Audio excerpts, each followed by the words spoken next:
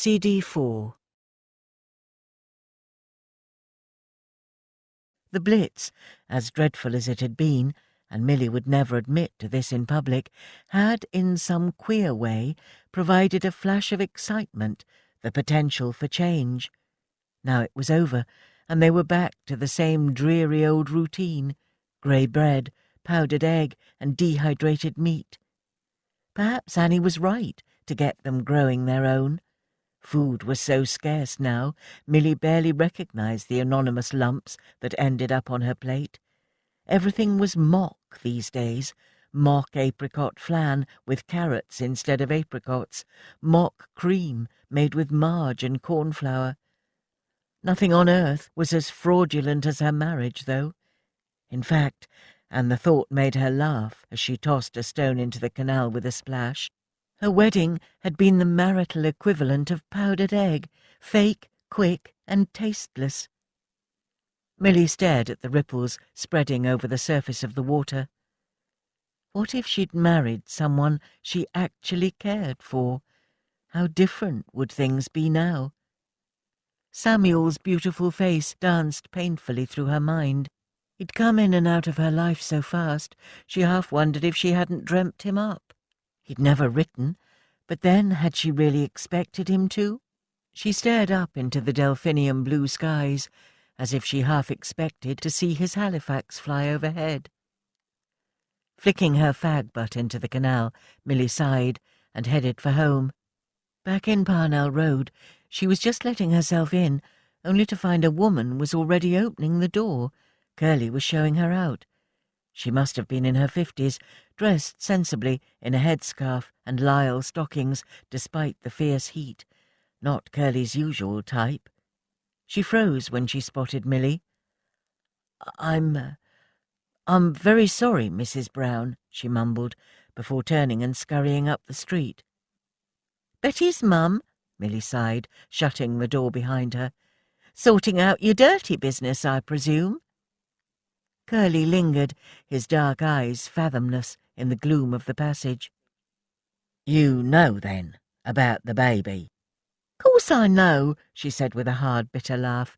"The way you've been carrying on, you might as well have announced it on the front page of the Advertiser." Curly shrugged. "What's it to be, then?" Milly spat, unbuttoning her summer coat. "Hat-pin Bella, or off to visit Auntie in the countryside for 9 months? Poor cow." "Neither." Milly inhaled sharply. "You can't mean—" "She ain't getting rid of no son of mine." But then, I've come to an agreement with her mother, see? Betty lies low, then when the baby comes, the old family are moving to Essex, starting over. Her married sister'll pass him off as hers, so there's no talk, and I get to visit Betty and the baby whenever I like." Milly felt cut to the heart. "But how do you think that makes me feel? What will people say? I'll be a laughing-stock." "I don't care," he said coldly, lighting up a cigarette. "Next month we'll have been married 2 years, Milly, and you haven't given me a son yet. You ain't lived up to your side of the bargain. In fact," and here he started to laugh, "I should do you for breach of contract." "What's it matter now?" Milly replied, staring at a piece of flaking plaster on the wall behind Curly's ear. "You'll be getting your son and heir soon enough." "Oh, no, Milly, it ain't the same. I want a legitimate son." "Don't make me laugh," she scoffed. "You wouldn't know legitimate if it came up and slapped you round the face." She moved away, but Curly pulled her back, shoving her forcefully against the wall of the passage and forcing the breath from her lungs. "You really are a piece of work, Milly," he said, his fingers twisting tighter round the neck of her tunic. "I ought to jollop you until your arse bleeds." A dull rage crept up inside her. "Go on, then," she bellowed. "Do it! Bloody do it! I dare you! Give me a black eye to match the other one you gave me. See what folk round here make of that. Plays away and beats his wife." Curly released his grip and stepped back. "Do you know what you are?" she hissed, mustering her last shred of strength. Curly took a deep suck on his cigarette, amused. "Enlighten me." You think you're a 24-carat villain, but you're nothing but a common street tough from Whitechapel. You ain't got the guts of a flea." "Is that right?" he said slowly. "Well, you think, 'cause you're from Bow, that you're a cut above." His black eyes narrowed in spite. "Well, let me tell you, sweetheart, you might have had your face on the back of the number 8 when I met you, but you were still a match girl, and you still are now, only older." A rapacious leer spread across the bones of his cheeks. "You ain't off the hook. I want a baby, Millie, and you're giving me one." With that, he grabbed his jacket, turned and walked out. Trembling, Millie stood on the doorstep and watched as he walked down the length of Parnell Road. He had a swing to his walk, a cocky strut that marked out the territory as his own. In that moment, she wished him dead. "Money talks, bullshit walks," she muttered under her breath before slamming the door. Chapter 11. For the rest of that long, hot, sultry summer of 1941, the girls worked harder than they ever had in their lives, hands growing tougher and arms more muscled with each passing day. Elsie propped them all up with mugs of strong tea and slabs of homemade cake. Their efforts were paying off, though, and gradually the allotments were beginning to take shape. The ground had now been completely cleared on both sides, and Pearl was surprised to find how much she sought sanctuary in the hard labour involved in the constant double digging of the ground. The girls weren't at it alone either. All over the land, allotments were springing up in the most unusual places, from railway sidings to rooftops. But Pearl only really cared about theirs. The girls' club allotment, as they had christened it, was the bigger site. Annie had such grand plans for it, including a chicken run and rabbit hutches. But it was the second smaller site in the factory yard, nestled against the warm south-facing brick wall of the adjoining office block, that Pearl loved best. She and Annie often came here at 6 a.m. to put in an hour of digging before their morning shift began. "I love this time of the day," said Annie, echoing her friend's thoughts as they gazed out over the still and misty yard. "Beautiful, all right," agreed Pearl, filling her nostrils with the scent of poplar wood and creosote. The sky over the factory was brilliant, striated with bands of palest lemon and peach as a new day dawned over Bow. Annie blearily pulled her unruly bramble of red curls back with a headscarf and handed Pearl a paintbrush. Ted had made a fence out of a scrap to surround the allotment, and Annie wanted to get a second coat of creosote on it before the hooter went. "Ted reckons we're nearly ready to start sowing some winter crops," Annie remarked as they set to work. "But Nan reckons we need to dig in more compost first." "Your Nan and her compost," Pearl laughed as she painted. They both glanced over to Elsie's compost heap, which lay gently steaming in the morning mist.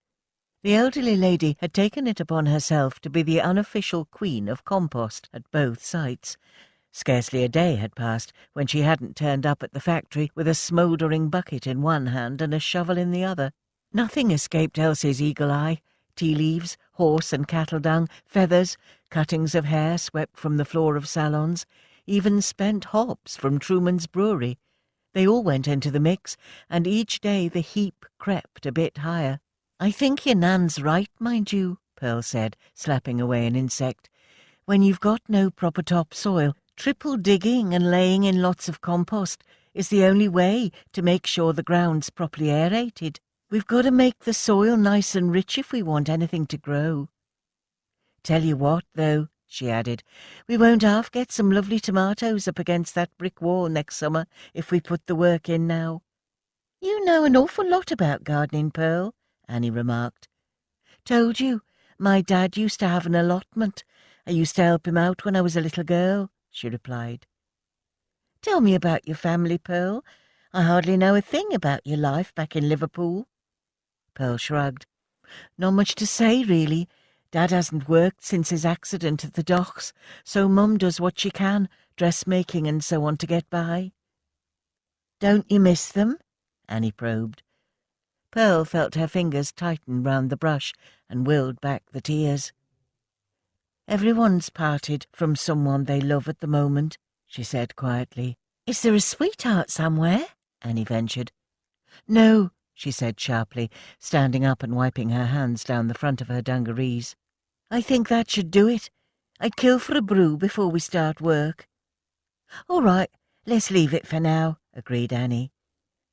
Once inside the loo, Pearl locked the door and leant heavily against the cold-tiled wall. She wished Annie hadn't brought up her mum and dad. She'd been carrying round their letter in her pocket for days now, since it had arrived at the factory. It had been delivered along with her wage packet last Friday.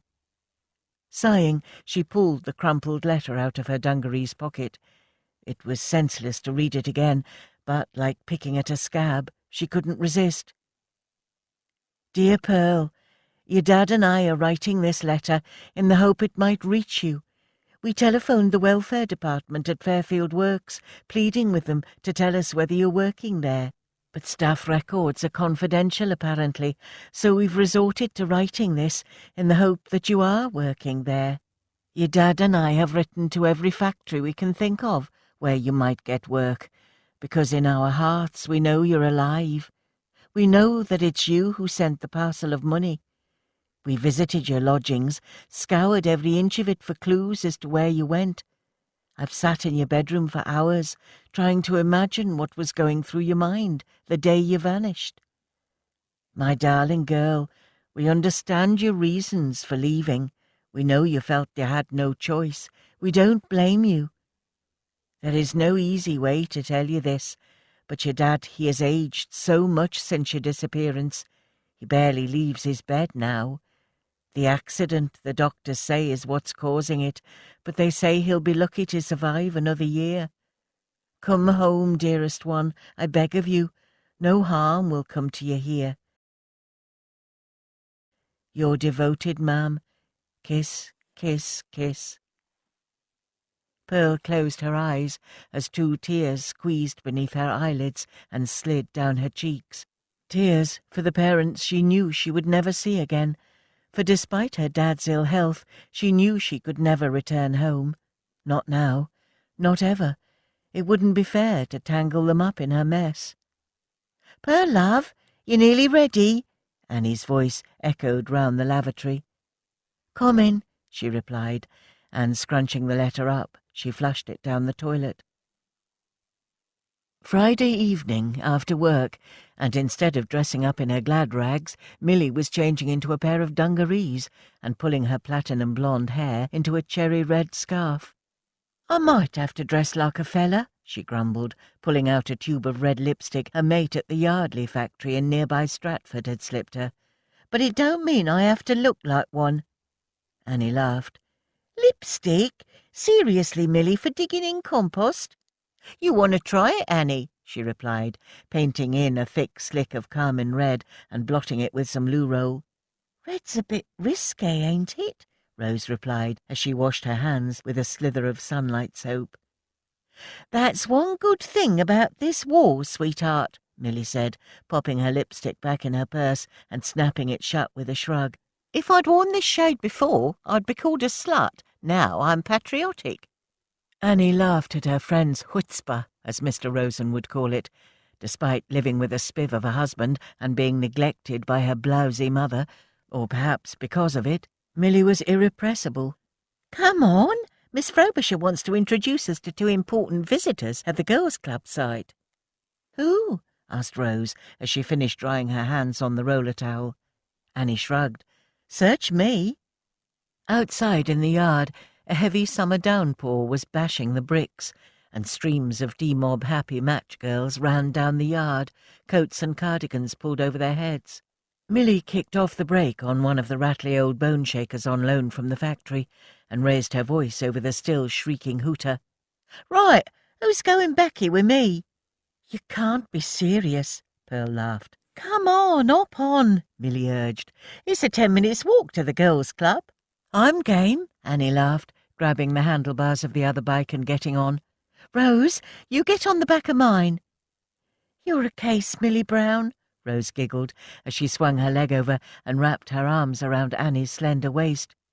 Soon all 4 girls were speeding along the yard on the bicycles, dodging tractors and strong men hauling timber, with the wind ruffling their headscarves. After the heat in the top match room, it was the most glorious feeling of freedom. The fresh summer rain speckled Milly's cheeks, and a mad rush of spontaneity gripped her. "Milly!" Pearl yelled from behind. "What are you playing at? Put your feet back on the pedals!" But the match girl was in no mood to play it safe. Tipping her head back, she rang the bell and whooped into the wind. The gatehouse flashed past, and Milly just about made out the shocked faces of the girls on safety matches. "Swan Vesta girls coming through," she hollered, frantically ringing her bell. "Make way!" Sandra's face was a picture as she stumbled back to avoid them, landing in an indecorous heap in the gutter. "Sorry," Milly called over her shoulder, not looking sorry at all. They jolted out onto the cobbles of Old Ford Road, narrowly avoiding a street hawker and a man delivering goods to Baggots, the drapers. The sight of 4 match girls in dungarees on bikes caused a stir outside the tram shed. "Oi, give us a lift, girls," whistled a driver. "You'd never get your leg over," Milly hollered back, blowing them a kiss. 4 kids chased them in hot pursuit before finally giving up. "Did you see Sandra's face?" yelled Annie from behind. Her red hair had broken free from its swaddling and was billowing around her face like flames. "I thought she was going to burst a blood vessel." "Yeah, she was well jibbed," Milly cackled, pumping the pedals faster. "Slow down," Pearl warned. "We're about to go under the... Ah!"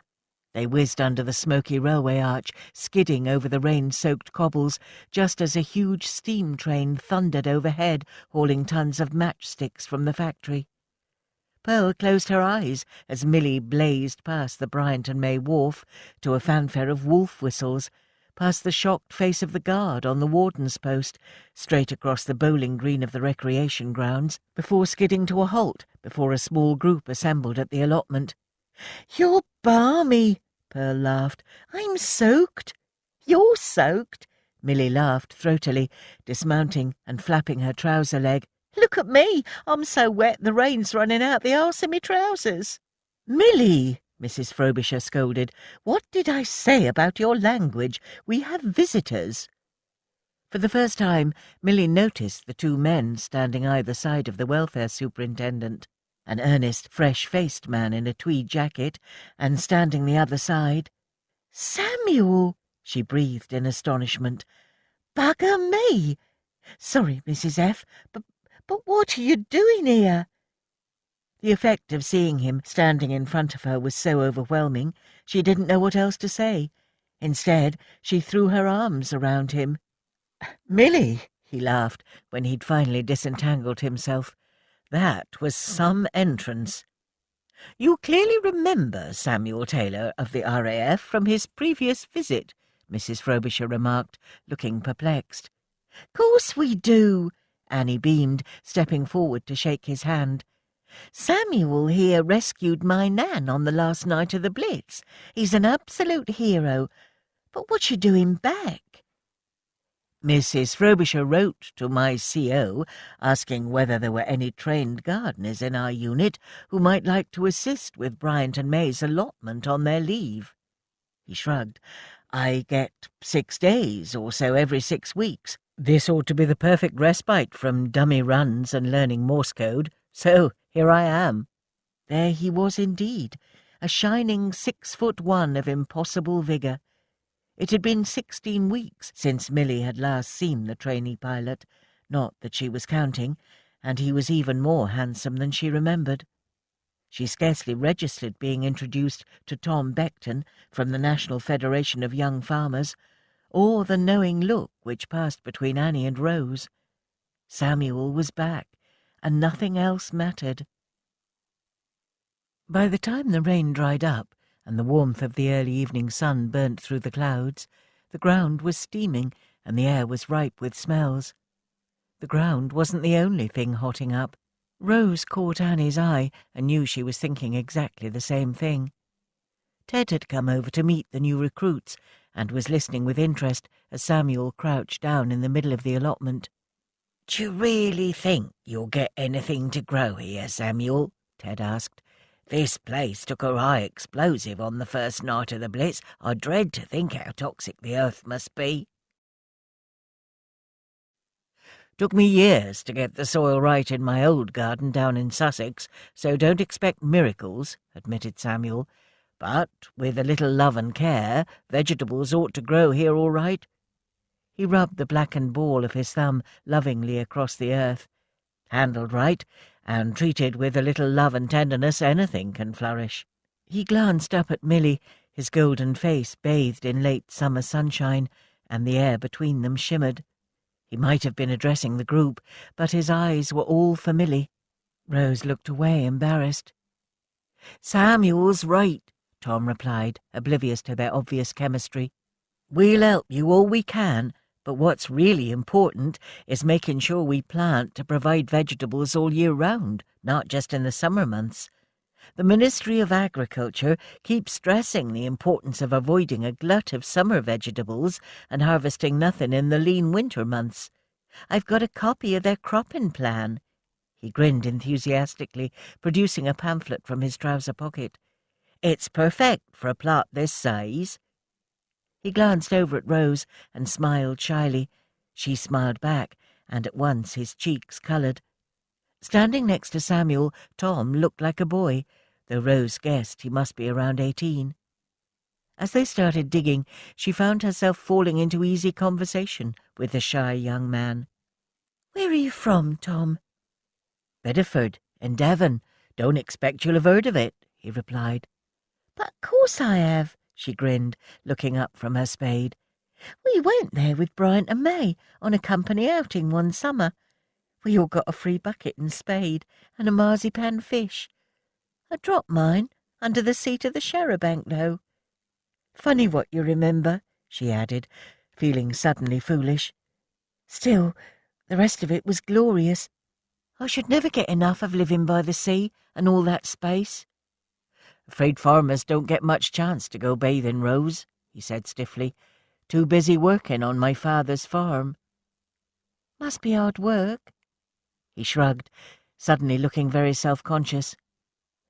"I should have liked to join the RAF like Samuel, but farming's a reserved occupation, so I'm having a very soft war." "Farming's very important, I'm sure," Rose said reassuringly. "Not much to tell the grandkids, though, is it?" he said ruefully. "Still, at least I get to come to places like this and help out. I've been doing my bit over in Bethnal Green, too. They're getting something going called the Bethnal Green Bombed Sites Producers Association." "Bet it's a bit different to what you're used to," Rose said. "I should say I'm hopeless in cities," he grinned, pushing back a mop of sandy hair. "I miss my Betsy something rotten, too." "Is Betsy your sweetheart?" Rose asked. Tom started to laugh. He had a lovely laugh, rich and infectious, and for the first time he seemed to forget himself. "Good grief, no. She has breath that could strip paint, and she's forever weeing on my mum's rug." "Betsy's my 16-year-old Jack Russell," he explained, seeing Rose's confused expression. "Oh, I've a Jack Russell too," she exclaimed. "Pip, he's smashing. I found him, or rather he found me." "I should love to meet him, Rose." "Oh, but you should," she replied, glancing up from her digging. "Hang about. I've an idea. Where are you staying?" "I'm only here for another week, and I'm lodging with a landlady down Bow Road." "Annie!" Rose called across the allotment to where her friend was deep in conversation about crop rotations with Ted and Samuel. "You know Elsie's cooking for us tonight. Do you think she'd mind one more?" "Course not, and you're more than welcome too, Ted, and you too, Samuel." "You're sure your Nan won't mind?" Ted asked cautiously. "Not a bit. She loves a full house, and she's doing beans and barley, which'll always stretch." "Handsome. Count me in," Ted replied. "That's proper grub to take the wrinkles out your tummy, that is." "Sounds lovely," Samuel chuckled as he dug his spade deep into the earth. but I promised I'd help out at the evening soup kitchen my lodgings run." "Milly?" Milly cast a sideways glance at Samuel, admiring the strong curve of his back as he worked. "I oughtn't to, really." When the sun started to fade from the sky, the small and disparate group of allotment workers downed tools. "Reckon we can say we've dug for victory," Ted puffed, rubbing his battered face with the heel of his hand. "Dug for victory?" Milly laughed, stretching out her back. "Dug for dear life, more like. I'm bloody exhausted." "You sure you won't join us, Milly?" Annie asked. "Your nurn'll have enough on her plate feeding you lot," she grinned. "You go on. I'll knock for you in the morning." "Cheerio," Samuel called to Ted, Annie, Rose, Pearl, and Tom as they gathered their things together. They made their way across the former recreation grounds in the direction of the warden's post that straddled the factory grounds and connected it to the street beyond. As the group faded from earshot, Milly realised how quiet it suddenly was, the only sound, the warden's Ferranti wireless, crackling into the inky blue evening. The air was so soft and still. The outline of the factory's water towers loomed in the hazy dusk. Beyond them, countless barrage balloons swaying gently over East London. "Listen," Samuel said, gently touching her shoulder. She jumped, goosebumps shivering over the naked flesh on her forearms. "Yours," she whispered, turning to face him. "They were playing this in the cafe the evening we met," he said, looking down into her eyes. "Milly?" "Yes?" "I hope you don't think I'm forward, offering to help out on your allotment, especially after you never replied to my letters." He paused, searching for the right words. "I understand why you didn't. You're married. It wouldn't have been appropriate, and I didn't mean to put you in a difficult situation, only—" Milly's heart gave a sudden twist in her chest. "Only I had to see you again." "I didn't get any letters, Samuel," she cried. "I promise." The information hung between them like a grenade. There was no need to expend too much energy attempting to work out where the letters were, but she didn't want to bring the spectre of him into the intimacy of this moment. Samuel's eyes, so gentle, shone with hope. "I'd have written back," she whispered.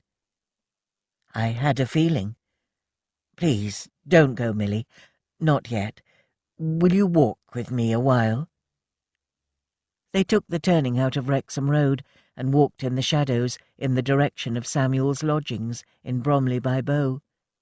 The streets were silent and serene, blanketed in a gauzy twilight. A soft mauve light deepened to indigo over the jumble of factory chimneys, as if someone had draped the gritty urban landscape with a silken cloth. It was a beautiful summer's evening. Milly tore off her headscarf, and a gentle breeze caught her glossy blonde curls. "This is a bit different to the last time we were together," he said. "There's a lot that's changed since we last saw each other," she remarked, thinking of how her husband had knocked up an usherette. "I'll say. This church took a hammering," he remarked, pausing outside the dark remains of Bow Church. Milly nodded. "The same night we met. I don't think I'll forget that night as long as I live. Will you?" But Samuel didn't answer. His attention had been caught by a handsome bronze statue of William Gladstone in the churchyard. Blunt against the greening bronze, the statue's right hand was painted red. "Why's someone done that?" Samuel asked, puzzled at the strange act of vandalism. "East End legend." "Do tell," he replied, smiling. "I love a good story." "Bryant and May financed this statue as a gift back in 1882, Milly said, kicking the plinth with her boot. "Well, I say gift, but it was the match girls who funded it. Each girl had a shilling docked from her wages to pay for the statue. Some say their wages went towards the water fountain outside the station, others this thing." "Democratic," Samuel said wryly. "Exactly," Milly nodded. Rumour has it, at the unveiling, some of the girls cut their hands with stones and bloodied the statue in protest. They scrubbed it off, but it keeps getting painted red, even to this day. Who does it? She shrugged. There's a lot round here who won't forgive or forget the way women used to be treated at the factory. A lot of old-timers who remember the strike do it in tribute. Samuel nodded. Aha, the infamous match girls. Ted was telling me all about their strike earlier. Seems the memory of it lingers. Yeah, well, I suppose he would be old enough to remember it, Milly replied. He was 7 years old or so. Says he saw the striking women marching down Mile End Waste, singing songs and holding their banners. Nelly'd have seen my Nan, Nelly, Milly said proudly. Family folklore has it she was on the strike committee. I could believe it and all, proud Irishwoman she was. She and her kind were exploited something rotten, but she knew how to fight her corner. Was it really that bad? Samuel asked. And worse, she snapped. Match girls like me working for a bloody pittance. Girls getting laid off the moment they showed any signs of getting phossy jaw. Imagine the bones in your jaw putrefying and crumbling until your face is all but falling off. She tailed off and choked back an angry sob. I'm sorry, Milly, Samuel whispered, laying a gentle hand on her shoulder. I didn't mean to upset you. She drew in a deep breath. It's all right. I think I'm more upset that I never asked my Nan more about it when I had the chance, she replied. When you're young, you don't care about the past, and then by the time you realise how important it is, there's no one left to ask questions of. Tell me what you know of Nellie, Samuel asked, sensing how important her Nan was to her. I don't remember that much. She died of the dropsy when I was a nipper. A proud smile suddenly lit up the match girl's face. I can still see her now, mind you, in my mind's eye. Velvet hat pinned on her head like a clamshell, all proud and upright, with a feather on top. Milly laughed like a drain. You know, I once saw her knock a man out with one punch. Tough lady, he exclaimed. She had to be. So, that's where you get your fighting spirit from. Well, I certainly didn't get it from my mum, Milly spat. She never raised so much as a finger to save me from Curly. My Nan Nellie would never have stood by and let it happen. Hang on, Milly, Samuel frowned. What are you saying? You never wanted to marry? It's complicated, Samuel, she muttered, folding her arms. Forget I said anything. Samuel glanced up at the reddened hand of the statue that loomed over them. Some stories can't be rubbed out, Milly. I'm a good listener. Milly narrowed her eyes and stared past the statue into the gloaming. Quick, she said suddenly, grabbing his hand and pulling him away. Don't turn around, just walk, fast. What is it? He asked, bemused, as they strode quickly away from the church. It's one of Curly's cronies. He can't see me with you. Run! With her hand still clutched in his, they ran as fast as they could along the Bow Road, ducking under Tom Thumb's arch, pelting through the maze of streets and factories, until finally they paused outside the ruins of another church. What if he comes this way? Samuel asked. In here, Milly urged, breathless with exhilaration. Pulling him into the damp darkness of the ruined church, Milly was aware of her shallow breath and thumping heart. She looked down at her naked fingers, pale and slender, entwined through his, and realized she'd stepped over an invisible line. Wordlessly they walked down what remained of the aisle, past a sycamore whose winged branches rose up to the gaunt skeleton beams. Moonlight flooded in through the roofless church, and the jagged walls rose starkly into the heavy indigo sky. How strange this place is, Samuel whispered, staring in wonder at the bracken, moss and wild plants that blanketed the pews like a ghostly green carpet. An elderberry tree, smothered in black, juicy berries, rose up behind the lectern, and some starlings which were nesting in the front took fright at the intruders and flapped into the night. It's beautiful," he murmured, tracing his hand through the fronds of a fern. "There must be dozens of varieties of ferns and herbs here. The spores must have carried from Epping Forest in the wind." The potent smell of fungus, and something altogether richer and earthier, permeated the fecund darkness. "It's like another world," he breathed. "What is this church?" "St. Stephen's," Milly said, gazing about her. "Hard to imagine brides gliding down this aisle, right where we're standing." Milly suddenly turned to him, her face haunted in the ethereal light. "I did." "You mean—" She nodded slowly. "This is where I married Curly, 1 month before war broke out." She stared down at the mosaic of grimy tiles on the floor, at the willow herb pushing its way up through the cracks. "Did you ever love your husband?" "No," she confessed. "So why marry him?" Something about the hushed atmosphere in the church was compelling Milly to speak the truth. "I had to," she said quietly. "Jimmy, that's my older brother, got into debt, bad debt, at Curly's Spieler gambling club," she added, sensing Samuel's confusion. "Stupid sod, never did know when to call it a day." She gulped, pushing back the tide of angry tears. "Curly said he'd waive the debt if I agreed to marry him. He'd had his eye on me for years, apparently." "But that's awful. How could your mother permit it to go ahead?" Milly shrugged. "What did she care? Jimmy's debt wiped clean. Daughter married off, one less mouth to feed. It was a win-win situation for her." "What kind of a mother could allow that?" he gasped. "One who's as sharp as a butcher's knife. Besides, it didn't really matter what she said. I had to do it. I knew exactly what would happen to Jimmy if I didn't."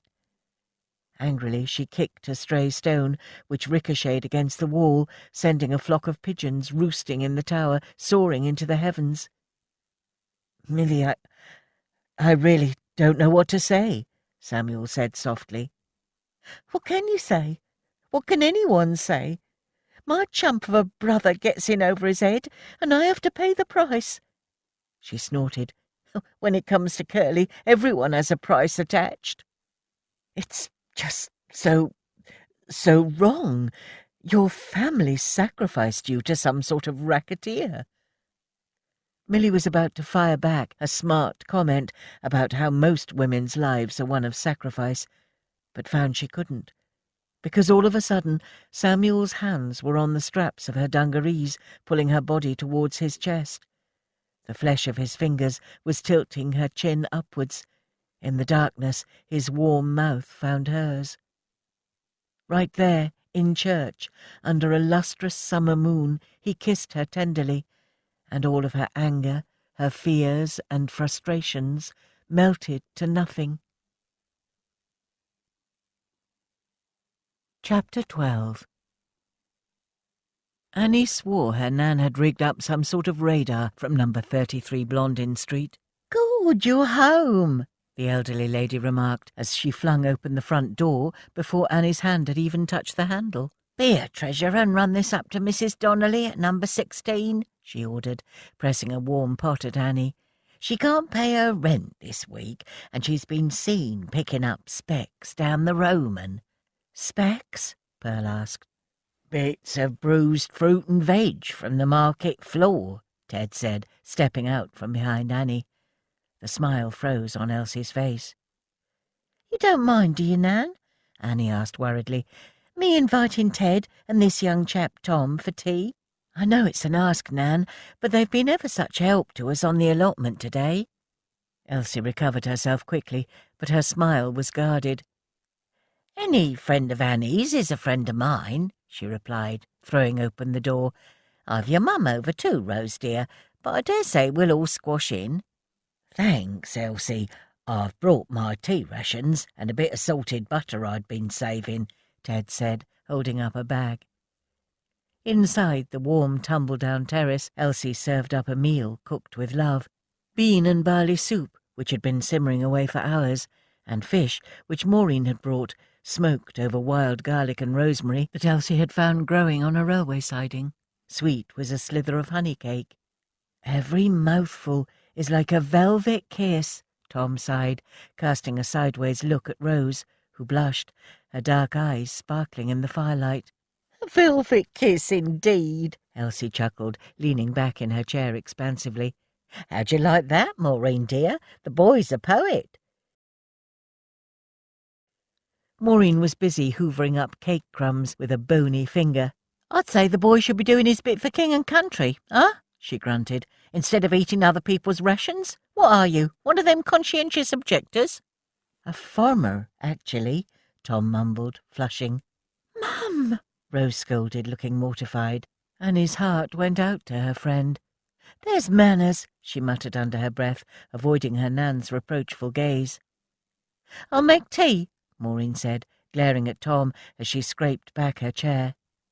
"So, tell me, Elsie, how does an Irish woman end up cooking like a Jewish bubba?" Ted asked, tactfully changing the subject. "That was the best meal I've eaten in years." He patted his tummy and smiled, his face as brown and craggy as a walnut in the firelight. Elsie stilled her chair and surveyed him carefully. A tarry block in the fire popped, spitting out a red-hot ember onto the hearth. "How do you know my family is Irish?" "I'm most imbo," he said, meeting Elsie's direct gaze. "Besides, look at your Annie here, hair as red as fire and pale as a matchstick." "Oh, you should have seen Nan when she was younger," Annie gushed. "Her hair was a beautiful deep red, the colour of brandy, weren't it, Nan?" "Hush, dear," Elsie replied, laying a hand over Annie's. "Is that right?" Ted asked, his gaze soft and curious. A look fathomless passed between them. "Ted started at Bryant and May in the fire brigade 3 months ago now, didn't you, Ted?" Annie said, as Maureen returned with the tea tray. "And why do you feel the need to work for them?" Elsie remarked in a queer voice as she began to pour from a giant pot. "You don't approve of the factory?" he asked. "To be frank, I don't like Annie and the girls working there, no." "Nan!" "They don't remember the way it used to be, but I do," Elsie insisted, setting the teapot down with a quake. "And so does Maureen." "That's right," Maureen said gleefully. "Girls with putrid abscesses, swollen jaws, disfigured faces. I still remember the glowing piles of fluorescent vomit when the factory girls used to clock off," Elsie said, rubbing her legs in agitation. "I'm surprised you don't recall, Ted, seeing as you're from the East End of old." "Times change," Ted replied softly. "People change. Don't they, Elsie?" Elsie said nothing, just traced her finger in a complicated figure through the cake crumbs. "Besides, they need firemen now, even ones as old as me," he joked. "Well, we're all very glad to have you there, aren't we, Rose and Pearl?" Annie interjected. Pearl nodded. "We'd never have got those 2 allotments ready without Ted and his boys." "I'm happy to help, girls. Talking of which, Elsie, I've got a load of wood I've salvaged from the bomb sites, and I've been drying it out at the station. Make lovely kindling. Would you like me to run some up to your friend Mrs. Donnelly?" Elsie looked up. "Why, that'd be lovely, thank you." "Say nothing of it," he grinned, standing up wearily. "We none of us know when it's our turn to starve." Ted looked reluctant to drag himself away from the cosy room.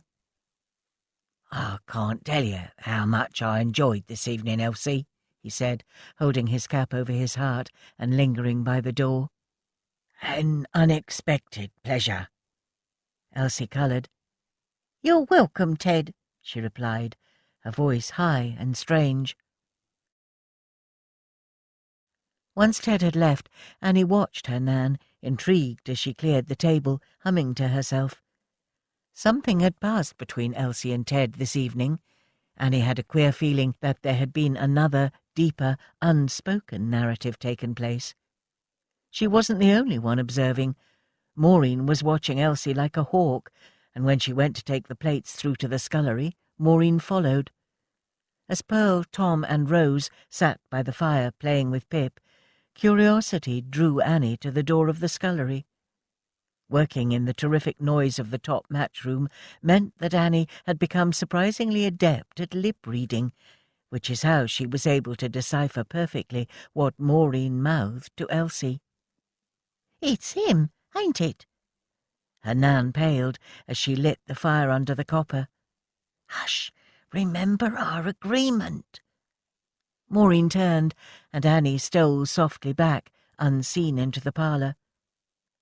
When Maureen came back into the room, Rose was standing, buttoning up her coat. "I'm just taking Pip for a quick walk, Mum. I won't be long." Tom was on his feet. "Mind if I join you, Rose?" "Course not," she smiled. "I should be glad of the company in the blackout. Last time I nearly ended up in the Lee." Maureen groaned suddenly and groped for the wall. "What's wrong?" Rose gasped. "It's one of my heads," Maureen whispered with a theatrical shudder. "I shall need to go straight home before it takes hold." Rose looked apologetically at Tom. "Another time?" "I'll take Pip out for a walk if you like, Rose," Pearl offered. "Thanks, Pearl. You're an angel," Rose smiled. When everyone had left, Annie found her Nan in the scullery, her hands immersed in warm, soapy bubbles. "Nan," she said softly, pulling her hands free of the butler sink. "Leave that. I'll do it." Ever so gently, she dried Elsie's hands with the tea towel before taking a jar from the cupboard. The ointment was the only thing that gave her any respite from her arthritis. As Annie worked the thick grease deep into her fingers, she looked at her Nan's hands. The skin was so thin over her knuckles, like parchment. Turning them over, she traced her fingers along the white scars that trailed her palms. "How did you get these, Nan?" "These hands tell a tale, dear girl. Each blemish another chapter of my story," Elsie replied wearily. "But not for now." "But if not now, when?" Annie blurted. Elsie looked up, a flicker of annoyance crossing her face. Annie knew she'd overstepped the mark, but Elsie was an old woman now. Her past was cloudy. Annie knew nothing of her life as a young woman, where she was born even. And what agreement did she have with Maureen? "Well, tell me this, Nan," Annie persisted. "Why is Maureen such a poisonous toad to poor Rose, showing her up like that in front of Tom earlier? I could have throttled her." "She speaks her mind, dear. Always has," Elsie replied stiffly. "No, she's got a venomous tongue," Annie protested. "I don't even get why she took Rose on." "Annie," Elsie chided, pulling her hands away in exasperation. "You don't know how Maureen struggled. Used to take Rose to work with her under her skirts at the sack factory down Cable Street, just so she could feed and clothe them both." Elsie's eyes met hers in the still of the scullery. Annie knew them to be the darkest brown, but in that moment they were black as Pip's. "It hasn't always been honey. She's had a hard life," she muttered. "Haven't most women in the East End, Nan?" Annie replied searchingly. Elsie closed her eyes. "Annie, just drop it, will you? I'm worn out." "Course, Nan," Annie replied, feeling suddenly guilty. "You go on up to bed. I'll see to the fire." Elsie creaked up the stairs, shakily clutching the banister, and Annie sank down in front of the fire, her mind still swirling. Ted, Elsie, Maureen and the match factory had a deeper connection than any of them were letting on. Her Nan was hiding something, of that she was now sure. The question was, what? Outside, Pearl breathed in the damp, coal-scented night air and strode purposefully towards the factory. At the gates to the recreation ground, a warden shone a covered torch in her face. "Halt! Who goes there?" "Pearl O'Hara. I work here, sir. I'm one of the girls working the allotments. I'm such a clot. I left my bag here earlier. Can I fetch it?" "Go on, then," he said, waving her through. Being careful not to stumble in the trenches in the dug-up tennis court, she made her way to the girls' club allotment. Standing on the edge of the damp earth, which they had spent so many weeks now digging over, she decided it was time. Earlier, Samuel had said they were finally ready to start planting, and no more deep digging was required, so it was as safe a hiding place as any.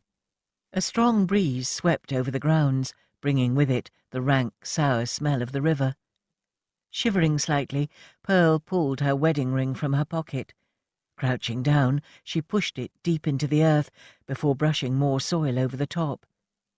Pip gazed at her, his head cocked to one side. Pearl raised one finger to her lips before patting his silky head. "Our secret boy." "Ah, do tell." A man's voice in the darkness took her entirely by surprise, and Pearl leapt to her feet.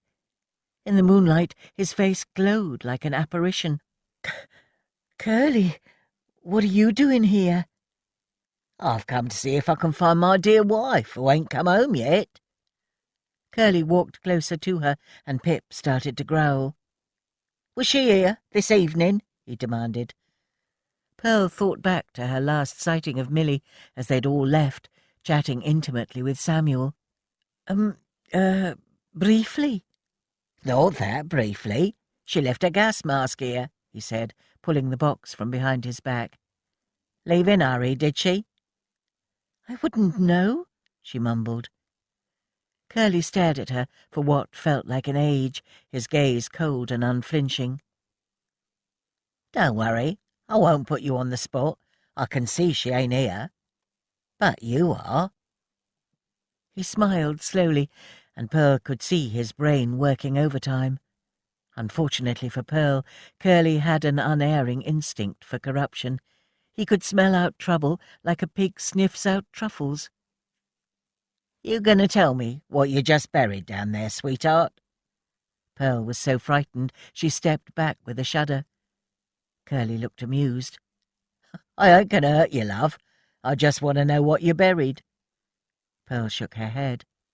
"Suit yourself," he shrugged, rolling up his shirt sleeves. Pearl hadn't dug it as deep as she thought she had, as a minute later she caught a flash of gold. "Well, well, well," he tutted, his thick eyebrows knotting together. "A wedding ring. I'm assuming it's yours. I don't have you down as a villain. So, the girl from Liverpool don't want no one knowing she's married. Fancy that." What do you want?" Pearl choked. "I want to be friends, Pearl, that's all. I won't tell no one you was here today, if from time to time you'll oblige me. You've given me a little idea, see?" I don't understand." Curly's smile crept further. "I'll be in touch." With that, he swaggered his way back across the recreation ground, before turning round and sauntering backwards. "Ta-da, friend." Chapter 13. By the last day of his leave, Samuel had transformed both allotment sites. Together with Tom, he'd scoured every bomb site in the area and salvaged anything they could find of use. Cold frames had been fashioned out of old iron bed frames, and buckled bicycle wheels lashed together to grow pumpkins against vertically to save space. Old timber had been transformed into a handsome potting shed and tomato frames, and there was even a chicken run made from old wooden packing cases. Rusting tin bathtubs had been earmarked for herbs and flowers, and Elsie's ripe compost breathed new life into the soil. A Union Jack flag fluttered patriotically from the top of the shed, and in the shadow of a sycamore tree Ted had cobbled together a makeshift bench from a couple of wooden pallets, where the girls could sit and drink their tea in peace. It might have been a little higgledy-piggledy, but it was their space, and Annie adored it. Who'd have thought two glorious green allotments could be found nestled snugly in the grounds of a choking match factory? She could hardly wait for their shift to be over so they could tear down to either site. Milly seemed just as eager as she, though she suspected for different reasons. "You and Samuel seem very close," she mentioned when their shift ended and they got changed in the loos. She stood behind Milly as she helped to tie her hair back in a headscarf in front of the cracked toilet mirror. "He's going tomorrow, Milly, and I'd hate to see you hurt. And what about "Please stop," Milly interrupted. "Samuel's a friend is all. He understands me." "Just be careful, Milly. You know what Curly's capable of." At the girls' club allotment, Samuel was stripped to the waist, hammering a piece of wood, the late summer sunshine dappling his naked skin. All 4 girls stopped, stunned into silence. "There's a sight for sore eyes," Milly said eventually, and Samuel looked up, his blue eyes sparkling with amusement. "Sorry, girls," he grinned, picking up his shirt. "A few of us chaps have been digging up some ground next to the runway back at the unit, and we always go shirtless. I forgot where I was for a moment." "Don't mind us," Milly breathed, hardly able to tear her gaze from the contours of his muscles. "You've been busy," Rose smiled, looking about the allotment. "Me and Tom," he corrected. "We've been planting vegetables of national importance." "Blimey, what are they when they're at home, then?" Milly asked. "It's a grand way of saying root veg," Samuel chuckled. "You know, potatoes, carrots, parsnips, beets, swedes, all your basic root crops, and some lovely Ormskirk late Savoy cabbage, much tastier than your normal stuff." "Sounds delicious," Pearl said. "Why now? I thought you wanted to wait a bit for the soil to settle in," queried Annie. "I did, but then I realised it's a full moon. Always better to plant then." "Full moon?" Annie remarked, her eyebrows shooting up. "You sound like Nan. She swears a full moon sets all the expectant mothers off labouring." "I don't know about that, Annie," Samuel grinned, doing up his shirt buttons. "But I do know it makes the soil richer in nutrients and more resistant against weeds." "Talking of weeds, according to my Dig for Victory leaflet number 16, we need to blitz the bugs," said Annie. "There's corrosive supplement for clubroot, lead arsenate paste for sucking bugs." "Good grief, no," Samuel interrupted. "I know I'm unconventional in my thinking, but that stuff's the devil's own work for destroying nutrients and taste. Besides, this is an industrial area. You start spraying for potato blight round here, and there's a risk of cumulative chemical damage." "You know best, Samuel," said Milly, impressed. "So, what are we supposed to do?" Annie asked despondently. "Well, I've seeded marigolds between rows of potatoes to stop beetles, lemon balm around the carrots for slugs. Half a potato stuck on a stick and buried into the ground will attract the wireworms. There's a lot you can do to wage war on bugs beyond spraying poison about. See this," Samuel added, tapping a line of string over the rows where he'd sown carrots. "Painted with creosote. It will easily see off carrot fly." He gazed about the garden with satisfaction. "You really love all this, don't you?" Annie remarked. "Gardening, not flying, is my first love," he smiled. "You should see my seed cabinet at home. I only wish I had it here with me now." "You've done more than enough," Annie insisted. "I don't know how we'll be able to thank you." "It's me who should be thanking you," he replied. "At OTU, it's constant fighter affiliation exercises, evasion techniques, and hauling clapped-out old kites off the tarmac." The girls looked as if he'd just spoken in double Dutch. "Hard work," he added.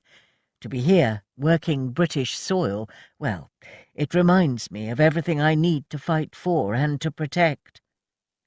His gaze was directed firmly at Milly, and Annie's mind flashed to her earlier warning. "I think I get what you're saying," Pearl remarked. "War's so destructive, and gardening's all about renewal." "Exactly, Pearl," he said, smiling warmly. "The two are antithetical." "If I knew what that meant, I'd be agreeing with you," Milly chipped in. "But I'm just a dumb blonde." "Anything but dumb," Samuel replied, holding her gaze softly. "Where's Tom?" Rose asked. "I thought he wasn't going until tomorrow." "Don't worry," Samuel replied. "He's over at the other site, sowing winter crops. In fact, tell a lie, here he is now." "Not the bearer of good news, though, I'm afraid," Tom sighed as he hove into sight. "Afraid the tools we left at the other site have been stolen. A draw hoe, shovels, spades, forks, hand trowel, that nice galvanised watering can, and a trug basket. They took the lot." "Oh, rotten bastards!" Annie moaned, kicking her boot against the ground in frustration. "I gave Nan the last of the funds this morning to get some chicks. I'll not get more now." "Why don't you ask Ted if he could donate any spare tools from the factory fire brigade?" Samuel suggested. "Don't worry, Annie," Pearl said soothingly. "We'll think of something." "You know, Rose," Tom remarked thoughtfully, looking at Pip, "Jack Russells make excellent guard dogs." "Look at the size of him," she laughed. "I know, but he's got one heck of a bark on him, and he's very territorial. Who's not to know he's a great big savage in the blackout?" "I'm not sure." Rose frowned, scooping Pip up and stroking his ears. "I could build a kennel for him over at the yard allotment if you like." "It would solve the problem of where to keep him," she admitted. "Elsie's been ever so sweet, letting me leave him at Blondin Street, but I don't want to take advantage of her kindness." "That settles it," said Annie. "I'll check with the works manager, but I can't see him objecting." "Right, come on, you lot," Samuel said, picking up a sack by the shed. "I want to teach you how to fertilise the crops. It'll need doing regularly." "But there's a waiting list for fertiliser," Annie objected. "Which is why Tom and I have collected wood ash and soot," he grinned, tossing the bag at her. "Perfect substitute. And when we're done with that, we're going to plant out comfrey herb, reeks to high heaven, but when steeped in water, it makes an excellent liquid fertiliser." "Absolutely," Tom agreed. "And remember, we feed the earth, not the plant." "It's not what, you know, but who, eh, Annie?" Milly remarked, with a playful wink. They worked in companionable silence until the sun sank over the water towers, a giant misty ball streaking the sky's vermilion pink. "Time for the workers to down tools," sang a cheery voice through the gathering dusk. "I've got fish and chips." "Nan," beamed Annie, "are you ever a sight for sore eyes?"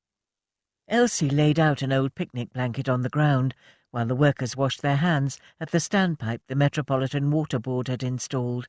"Caw, wish I was having tea with you lot again," said a big, bluff voice behind Annie. "Ted," she grinned, drying her hands on the front of her dungarees. "Why didn't you tell us you was coming over?" At the mention of Ted's name, Elsie's head snapped round. She began busily brushing down her apron skirt. "Never mind, there's plenty to go round." "Very kind of you, Elsie, but I'm just off to do the night shift. Besides which, I can't avail myself of your kindness again. That tea you cooked was smashing."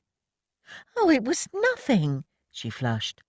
Was it Annie's imagination, or was her usually formidable Nan behaving like a giddy 16-year-old? "For you," he said, handing Annie a box. "It's only an old primer stove, but I thought you could leave it here so you can brew up while you're working the allotment. There's a little bit of tea and some sterra in there. Couldn't get no sugar, I'm afraid." "Oh, Ted, how thoughtful," she exclaimed. "Isn't it?" Milly agreed, chucking Ted's weathered cheek. "Dunno why you never married. You'd have made someone a lovely husband." She winked at Elsie. "Still, never too late, eh, Else?" "Give over, you daft sod," Ted blushed, swiping her with his cap. "I'll stay for a cuppa, then I'd best be off," he said, settling himself down on the rug next to Elsie. They ate fish and chips straight from the newspaper, the paper dark with grease and vinegar. After the back-breaking work of the day, no food had ever tasted so good. "If they ever rationed fish and chips, I swear to God I'd wave the white flag there and then," Milly groaned, polishing off the last chip and licking her fingers. None of that defeatist talk, you, Samuel teased.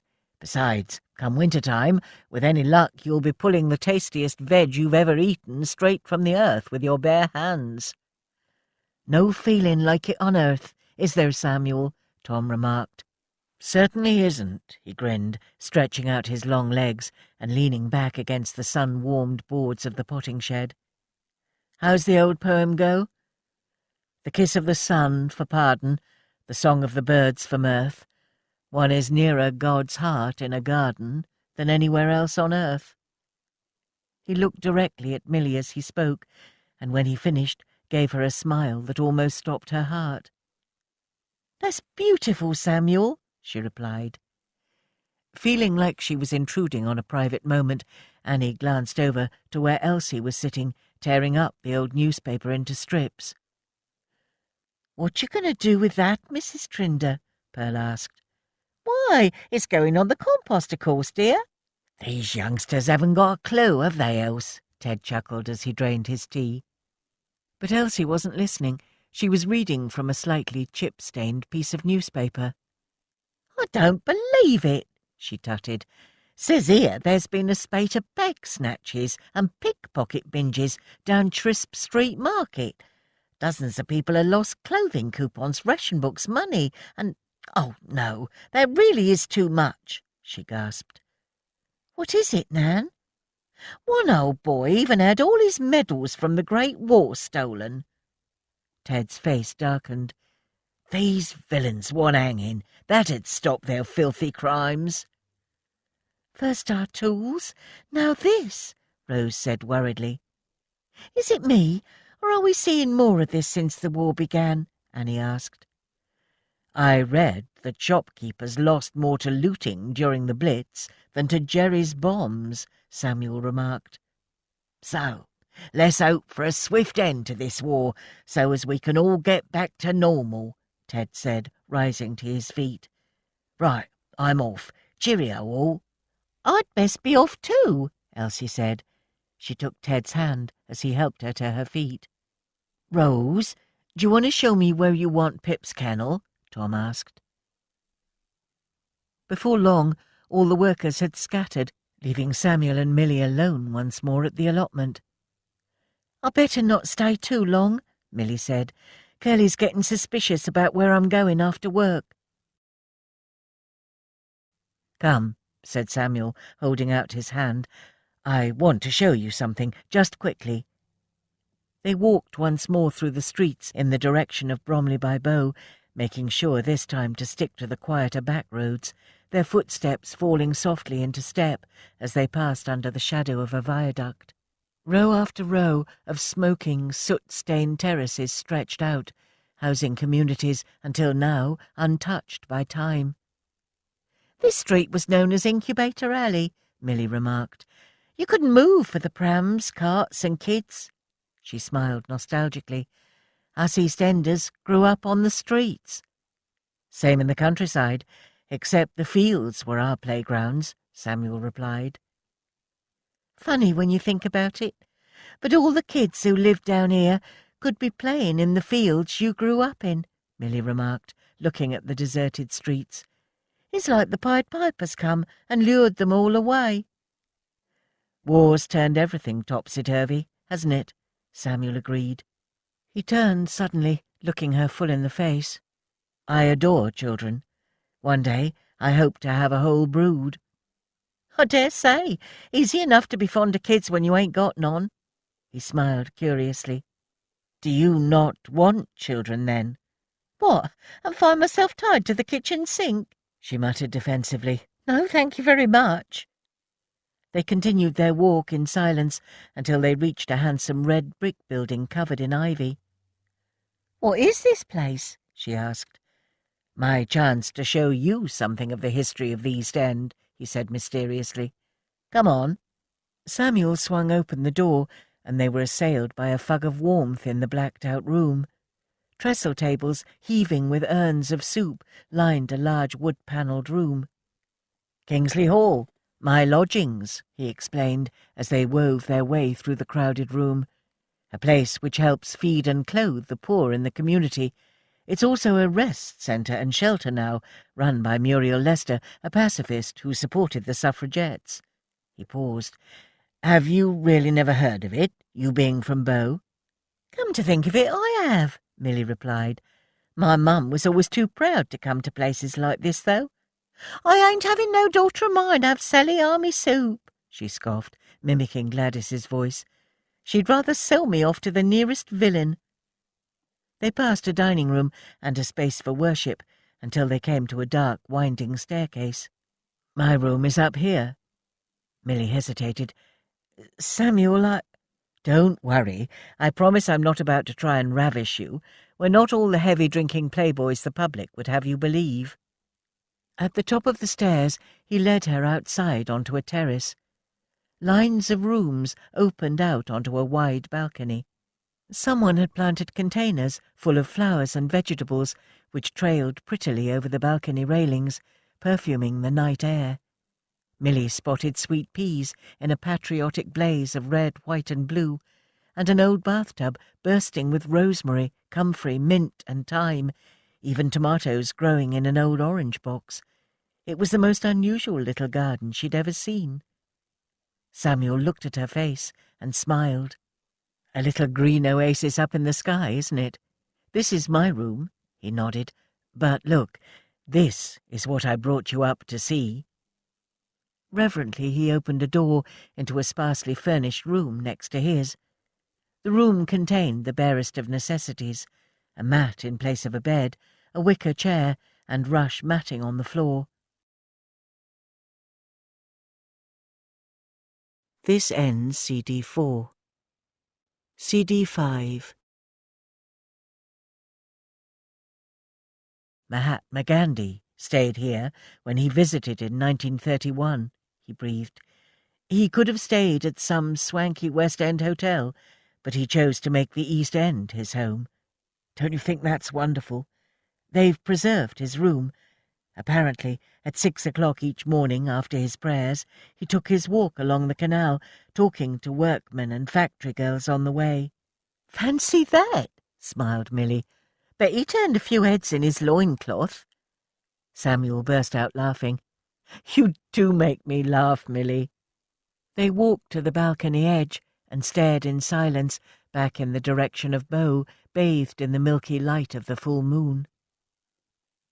Why have you brought me here? She asked. It weren't just to show me that, was it? Because I wanted to give you another perspective on your life, he explained. You don't have to accept the injustice of your marriage, Milly. You're too young and too beautiful to let hatred blacken your heart. She stood before him, her sultry curves hidden beneath baggy dungarees, her face bare of makeup. When will I see you again? I wish I could say, Milly. He sighed. I'm still in training, which makes it easier to get leave, but things are gearing up all the time. I've seen so many men pulled out of our base in Lincolnshire early.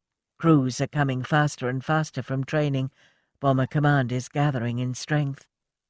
You don't think this war is going to end any time soon, then? She ventured, realizing how naive she sounded. He shook his head. For me, it's just beginning. Milly nodded and felt a powerful emotion grip her heart at the thought of him flying over enemy lines. I'll do everything in my power to come back to you, he insisted, drawing her tenderly into his arms and kissing the top of her head. And maybe, together, we can find a way out of your mess. When do you go? First light. A fierce longing swept through her. Her fake marriage, her reputation. It was war. What did any of that matter now?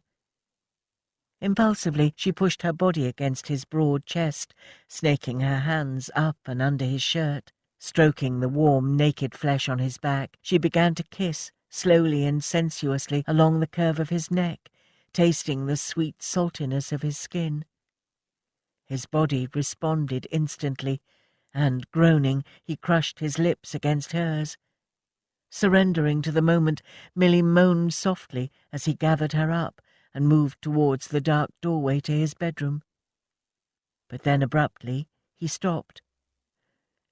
"We mustn't," he breathed, resting his chin on the top of her head and trying frantically to damp down the sheer lust crashing through him. Is it me? Do you not fancy me?" she whispered, feeling an annihilating disappointment. "Christ, no," he said, drawing back and gripping her face in his hands. "You're incredible, Milly. Beautiful, astonishing. I've never wanted anyone so much in all my life, but—" "But what, then?" "You're not mine, and until I've worked out a way to make you mine, we can't." Reality fell like a damp cloth on an ember. She touched his cheek, then turned so he couldn't see her tears in the moonlight. "Stay safe, sweetheart." "Look at that full moon," Tom remarked, as he sat side by side with Rose on an old wooden bench in the yard allotment at Bryant and May. Pip had fallen asleep on Tom's lap as he gently stroked his slumbering body, and even though she knew she was hellishly late home, Rose didn't have the heart to move him. "Beautiful, isn't it?" she murmured, her long, sooty eyelashes sliding down as she scuffed the ground with her boot. "Like you, Rose," Tom said, unable to meet her eye. "Don't talk daft," she mumbled. "I can't hold a candle next to Milly, plain as a pikestaff, me." "Well, I think you're smashing, Rose. Ought I be able to write to you when I get back home?" "That'd be nice," she replied. Rose dared a sideways glance at his face and quickly looked back. Tom smiled. Then he slowly slid his hand along the bench. Rose drew in a big breath and moved her hand to meet his. There they sat, hand in hand, silent, save for the sound of the distant rumble of steam tractors and the buzzing of insects. When it became too late for Rose to ignore, she reluctantly stood and woke up Pip.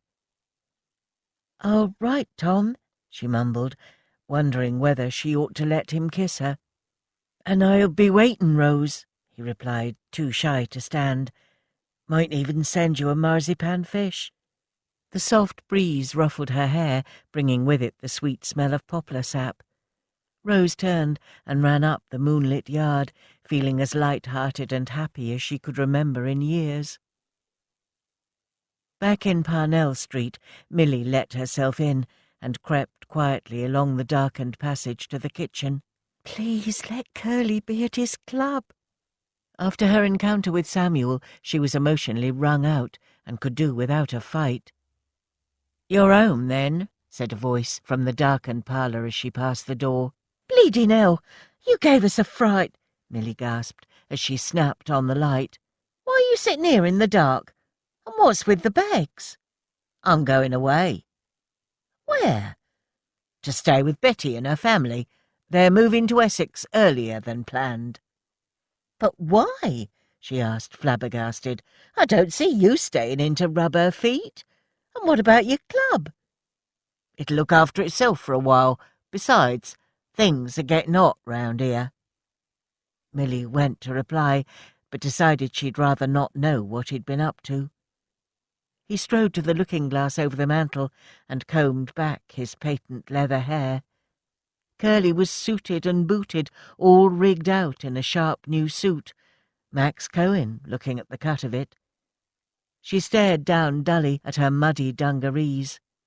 "They're after me for ARP duty as well." He laughed contemptuously. "Me, in a tin hat, I ask you." "What exactly have you done to stop Hitler?" she asked waspishly. Ignoring her question, Curly pocketed his comb and bent down to pick up his bags. "I'll be back, Milly. We still got unfinished business, and in case you're thinking you can be sneaking around behind my back, I got my people here." Bending down, he pecked at her cheek and gave her backside a painful squeeze at the same time. "Clean yourself up, eh, love? You look a fright. Ta-da." The front door shut behind him, and Milly fell back against it, overwhelmed with relief. 4 streets away, Rose was also letting herself in after her chaste encounter. She paused in the blacked-out street and ever so slowly pulled the key through the letterbox. Maureen was on an early shift in the cafe tomorrow. With any luck, she'd have already gone to bed. Just in case, Rose tiptoed past the tiny, darkened parlour to her attic room. She slipped in and stripped off her clothes in the darkness, hardly daring to breathe for the sound it would make. "The problem with this war is everyone's standards are going the same way as their knickers." Maureen's reedy voice filled the darkened chamber. "Mum," Rose flinched, hugging her arms about her naked chest. Maureen was sitting in an easy chair in the corner of the room, her long, bony fingers beating a tattoo against the frayed arms. I'm sorry I'm late. I was working at the allotment." "This is how it all begins," Maureen said in a queer voice, rising slowly and pinning Rose's hands to her sides, leaving her breasts cold and exposed. "Mum, what are you doing?" Rose trembled. "I'm cold. Please, let me put my nightgown on." "Why?" Maureen said icily. "If you carry on cavorting with that farmer, you're going to end up naked anyhow. May as well get used to it, huh?" Rose's eyes, dark as treacle, widened in horror. "Oh, yes, I saw you and him holding hands at the allotment." "It was innocent, Mum. I swear it," Rose pleaded. "Trust me, girl, when it comes to men, it's never innocent," she sneered, pulling a pair of scissors from her apron pocket. "One minute you're holding hands, the next you're peddling your fanny like that slut Millie. She was dragged up, not brought up. But I shan't have that life for you, huh?" Rose saw the flash of steel and gasped. What are you doing?" "Preserving your innocence so you don't follow in the footsteps of that whore." "Millie's not a whore," Rose protested. "Not Millie, your mother." Quick as a flash, Maureen lunged, grabbing a fistful of Rose's long, lustrous hair in her hand, and severed it with the blades. She chopped savagely, jerking Rose's head as she worked. The clock on the mantel ticked loudly, and the heavy silence seeped around the room as Rose's hair drifted to the floor. When at last Maureen had sheared her hair so that all that remained was an uneven, boyish crop, she stood back. "You're never to see that boy again," she ordered, thrusting the blades of her scissors in Rose's face. "No kissing, and keep your hand on your halfpenny, understood?" Rose nodded, mute with despair, staring hard at a milky bloom of damp on the gravy-coloured wall. Maureen looked her up and down, gave a satisfied nod, and swept from the room, flicking her shawl like a whirlwind. With an anguished sob, Rose fell onto her battered horsehair mattress, drawing the coverlet around her naked body. For a fleeting moment, Pearl thought she was alone at the girls' club allotment. Then a smartly dressed figure emerged from behind the potting shed. A thick bank of cloud had passed over the moon, casting the allotment into darkness, until a match crackled into flame, illuminating his face. "Good, you got my note," he said, drawing deeply and flicking his match on the ground. "How did you get in, Curly?" "That useless old boy on the warden's post, eyes closed, listening to a nightingale sang in Berkeley Square." Curly laughed nastily. "Bet a pigeon or two shit there and all. Anyway, I sauntered straight past." Pearl shook her head and wondered how on earth someone as lovely as Millie could wind up married to such a rotten creep. "What do you want?" "I've buried something behind the potting shed, and I need my friend to make sure no one goes poking around back there, digging up something that's not their business." "And if I refuse?" Curly stepped closer, so close she could smell the pomade greasing his hair back, the rank odour of players' tobacco on his breath. There was something so evocative about the smell, catching at her nostrils, awakening memories she thought she'd buried. "Then I tell everyone you're a liar," he said, pulling her wedding ring from inside his jacket pocket, "that you've run away from your husband." Pearl stood rigid in a cloud of blue smoke. "Does your husband know you're here?" Curly murmured, taking a deep suck on his cigarette. She remained silent. "Thought not. And if you want it to stay that way, you keep quiet. You and me got an agreement, ain't we, Pearl? I'll keep your secret, you keep mine, yes?" Pearl nodded, a surge of impotent despair crawling up her spine. "I'm going away for a while, but I'll be back. Make sure no one goes round the back of the potting shed, and I'll make sure none of my associates pays any visits to Liverpool." He laughed with dark relish, shaking his head as he ground his cigarette butt into the freshly dug earth. "Dig for victory. Don't you just love it?" With that, he melted into the darkness. Part 2, Chapter 14, Saturday the 17th of July, 1943. "The Queen's coming here, to Bryant May. Pull the other one, it's got brass bells on," Milly scoffed. "I can assure you, Mrs. Brown, it's perfectly true," the chairman replied, amusement shining in his eyes. "Sorry, sir," she babbled. "Only, well, it's bloody marvellous is what it is, ain't it, Annie?" Milly nudged Annie. "Oh, it certainly is, sir," she replied. "May I ask why?" "Her Royal Highness visited Bethnal Green last month. Did you see it in the newspapers?" The girls nodded. You could have hardly escaped the fact. The Queen's trip to visit the allotments dug out of the ruins of Bethnal Green's bomb sites, accompanied by the mayor, a Pathé film unit, and other hoi polloi, had caused quite a stir, especially when a goat had tried to eat Her Majesty's handbag. "Our neighbours in Bethnal Green are doing some outstanding work for the Dig for Victory campaign," he went on. "The Bethnal Green Bomb Sites Producers Association has only been going for 14 months, but they have 400 members growing vegetables on 30 bombed sites in the district. It's the talk of London." He paused to pick up a copy of the Times newspaper and read out loud, "Thousands of shirkers might feel ashamed of themselves if they could see what people are doing in Bethnal Green. This experiment shows that with hard work and relatively little money, even EastEnders can make their contribution to food production." "Even EastEnders? Cheeky sods," Milly squawked, until Mrs. Frobisher laid a silencing hand over hers. "Let the chairman continue, please," she chided softly. "Naturally, this makes very good propaganda material, and—" "You're keen for Bryant May to get in on the act, sir?" Milly grinned, casting him a sly wink. "Well, I wouldn't have put it quite like that, Mrs. Brown, but I'm certainly not averse to showing off the fine work that's being achieved at Bryant May. Now, I have it on good authority, Her Majesty will do us the honour of a visit next spring." "Next spring?" Annie gasped. "That should give you ample time to make sure the allotments are looking their best. The palace is particularly interested to see how we are producing vegetables alongside matches. Rumour has it she will be accompanied by the Minister of Agriculture, who will be handing out certificates of merit." "This is your big chance, girls, to show the allotments off to the whole country," beamed Mrs. Frobisher. Annie had never seen the usually composed factory matriarch so enthused. "Indeed, you are a credit to the factory," added the chairman.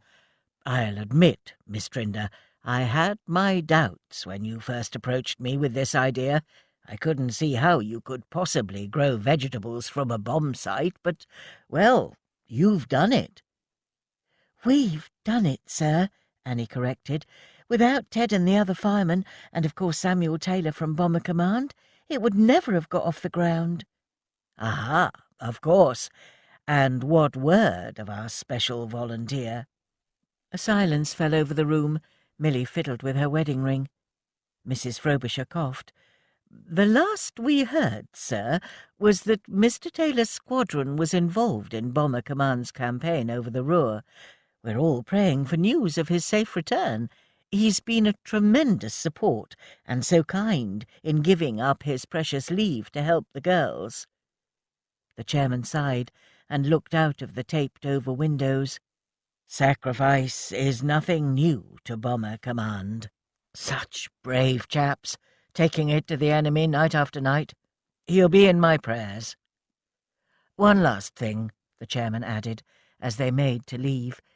It's this afternoon you'll be selling vegetables by the old Ford Road gate. Yes, sir, Annie replied. I believe there's a queue forming already. Good. I've arranged for a photographer and reporter from the Daily Express to come along and take photographs and interview you all for their Monday edition, which coincides with the launch of National Allotment Week. We'll show everybody it's not just Bethnal Green digging for victory.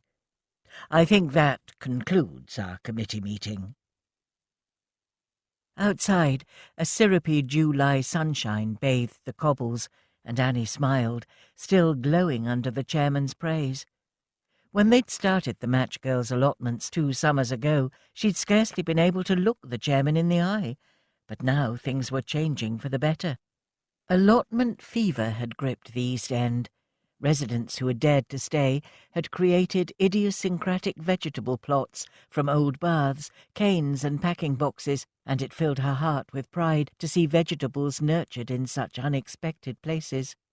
Gardens now bloomed in the most curious of locations. Marrows grew on top of Anderson shelters, tomatoes on factory window ledges, and haricot beans in place of hopscotch in school playgrounds. Every street was growing their own, but it was the allotments in the grounds of bomb sites which Annie found most affecting. Where old houses had been blasted away, gardens, chicken coops, and rabbit hutches had been hastily constructed, the greenery incongruous amongst the rubble and fire-scorched buildings.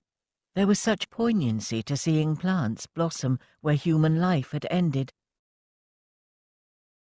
To Annie's mind, fresh green shoots provided a more fitting tribute to their dead than slabs of granite. But it was their allotments here at Bryant and May which gave Annie a purity of purpose she had never once felt packing matches. As she and Milly left the main office building and entered the yard, she felt the familiar leap in her breast. 2 years ago it was indescribable, a filthy rubble and glass-filled bomb site. Now broad beans, beetroot, lettuce, marrow, onions, peas, and potatoes grew in neat lines. The tomatoes here were as spectacular as Pearl had predicted they would be, loving both the south-facing brick wall of the office block and the rich, loamy mixture of Elsie's compost. Annie breathed deeply, filling her nostrils with the comforting earthy tang. Samuel had told them that wherever you reclaim the land, wildlife would return. He was right. Birdsong rose above the rumble of steam tractors, and bumblebees drowsily feasted on the drifts of rosemary and lavender he'd insisted on planting in the old bathtub. Pip dozed in a patch of sunshine outside his kennel. All was contentment and peace. Up above sounded the comforting tones of Mr. Middleton as his regular programme, In Your Garden, drifted down through the open window. On warm days such as these, the typists on the first floor kindly turned up the wireless and threw open the windows so that they might have music and entertainment while they worked. "Now, come, look over my shoulder and let us look through this catalogue together," said the broadcaster conspiratorially. "Shall we start with flowers?" "Oh, not much," Elsie replied from where she was bent double, thinning onions. "Nan," Annie chuckled as they drew closer, "he can't actually hear you." Elsie straightened up with a groan, and a flash of pain crossed her face. "You all right, Mrs. T?" Milly asked, reaching out to steady her. "Good as gold. Don't fuss, dear. Now, what news from the committee meeting?" "Well, you won't believe it, but we're only getting a visit from the Queen next year," Annie said. "Apparently she was so impressed with what she saw over in Bethnal Green, she wants to come back and see ours." "That's smashing news," Elsie exclaimed, clapping the dirt off her old chamois gloves. Rose and Pearl looked up, surprised, from where they were carefully going down the lines of lettuce, feeling each heart with the back of their knuckles. "We'd better get it looking its best," Rose said. "Milly, any idea when Samuel might be getting leave? We could use his advice on crop rotation. Milly shook her head and turned away quickly. "You've seen the papers?" she muttered as she picked up a hoe and began vigorously working her way down the lines. "It's anyone's guess." A heavy silence descended, and Annie felt her heart ache for her dear friend. Samuel's effect on the allotment was plain for all to see. His love of natural methods ensured they had the most luxuriant leeks, succulent carrots, and a garden strangely free of slugs. But the mark he'd left on Milly's heart ran far deeper. Since he had graduated from dropping letters over occupied France to bombs over Germany, they'd seen less and less of him. Milly was still keeping up the pretence he was just a good friend, but if it wasn't love, then she was a Dutchman. "I expect he'll have been involved in that battle over Happy Valley. I was reading about it only this morning," Elsie remarked. "Whole city's on fire." The Allies were making great strides in all theatres of war, but it was the crews of Bomber Command who were thrilling the British public with area bombing of German cities. "Do you think it's right, so much suffering?" ventured Rose. "I'll never forget what it felt like to be buried. It's not something I would wish on any human being, German or otherwise." "Even more reason, dear girl, why it's about time they got a taste of their own medicine," Elsie shot back. "It's the poor bombers who I feel sorry for, young men sent off to their deaths in an unmarked grave over Germany." She tailed off. "Oh, Milly, I'm sorry." Milly's lips were drawn in a tight white line across her face as she hoed. She didn't need to know the cold calculus of death in Bomber Command to know Samuel's chances of making it out alive were slim at best. She'd had just a handful of visits over the past year and a half, with gaps between each growing achingly longer as he worked towards the end of his training. He'd been on active service now for 2 months, 3 days, with not a word. "Let's change the subject, shall we, Elsie?" she murmured. "Good idea," Annie said. "We'll have to get going in a bit. Anyway, they'll be opening the gates to the public soon for the vegetable sale, and I want to have the trestle tables set up." "Need a hand?" piped up a voice. "William!" Rose smiled as Pip sleepily climbed to his feet and scampered over, wagging his tail. William, the lad who ran the pig club from the kennels on Fairfield Road, ambled his way over, clutching a galvanized bucket, helped by Ted. "I found this one, wandering about the works with a bucket full of pig muck," Ted said. "Oh, not half. I'll have that for my compost," Elsie said, her face lighting up. "You're the only woman I know to get excited over pig poo," Ted said, gazing at her affectionately. "You may mock," she scolded, "but you want your garden to feed others, you gotta feed it." "Nan, you know they've brought in National Grow More fertilizer now," Annie remarked. "Save you lugging your bucket after every passing animal." "I don't trust that stuff. Artificial," she sniffed as she began forking the pig droppings onto the heap. "Besides, I promised Samuel I'd keep it going." Elsie's compost heap had become something of a fixation, dinned in by wireless talk and a well-thumbed Dig for Victory pamphlet. Now it was like a giant cauldron of smells, so ripe and fertile Annie wouldn't be surprised if it didn't just walk off by itself. "Anyway, never mind my compost. How's your club going, William, me lad?" Elsie asked. "Terrific, Mrs. Trinder. Got 3 lovely sows from Essex, nice and fattened up. For every 3 I have slaughtered, I have to give one to the ministry. Then the rest I send to be butchered. Everyone in the club gets a share." "Stick me down to join up," Elsie said. "It's been a long while since I had a nice pig's trotter." "Oh, I'd do anything for a bacon sarnie right now," Annie said, feeling her mouth water. "You leave it to your Nan," Ted said. "With her thrift, she'll use up every part of the animal bar the squeak." Elsie flushed. "Money's short and appetite's large. I'm obliged to be thrifty. Now, William dear, how old are you?" 14, Mrs. Trinder," he replied politely. "Didn't fancy the countryside?" Ted asked. "No, sir. They evacuated me to Oxford, but I got the first train back to London, The East End's my home." "Good for you, boy," Elsie said approvingly. "This war's making a man out of you." William cast a long, lingering look around the allotment, gazing admiringly over to where Pearl had finished with the lettuce and was now busy staking tomatoes. A few tendrils of her wavy black hair had escaped and curled softly down her slender neck as she worked. Annie smiled. She could hardly blame the lad. Pearl was a handsome-looking woman. In the 2 years she'd been living with them, her Nan had managed to feed her up a treat. The waif-like girl who first turned up from Liverpool was all curves and sun-kissed skin now. "Right," William said. "Best get back to my pigs." "Thank you, dear," Elsie replied. "I'll be over to the kennels later with my money." "Funny, ain't it?" Ted remarked with a lopsided smile. "Pigs in kennels, rabbits on the roof. Life's full of surprises, ain't it, Elsie, old girl?" "Shut up, old man," she scolded, but her aged face was transformed, her smile radiant. Annie watched them laughing over what felt like a private joke. This feeling that her Nan was hiding something had taken hold, like an itch in the back of her mind that demanded to be scratched. Half an hour later, the vegetable sale was in full swing. The girls could hardly keep up with the scrum of housewives jostling outside the factory gates for the best pick. Pearl glanced over to where Milly was holding court, her platinum blonde hair gleaming in the sunshine. A photographer from the Daily Express was clicking away, his lens firmly trained on Milly.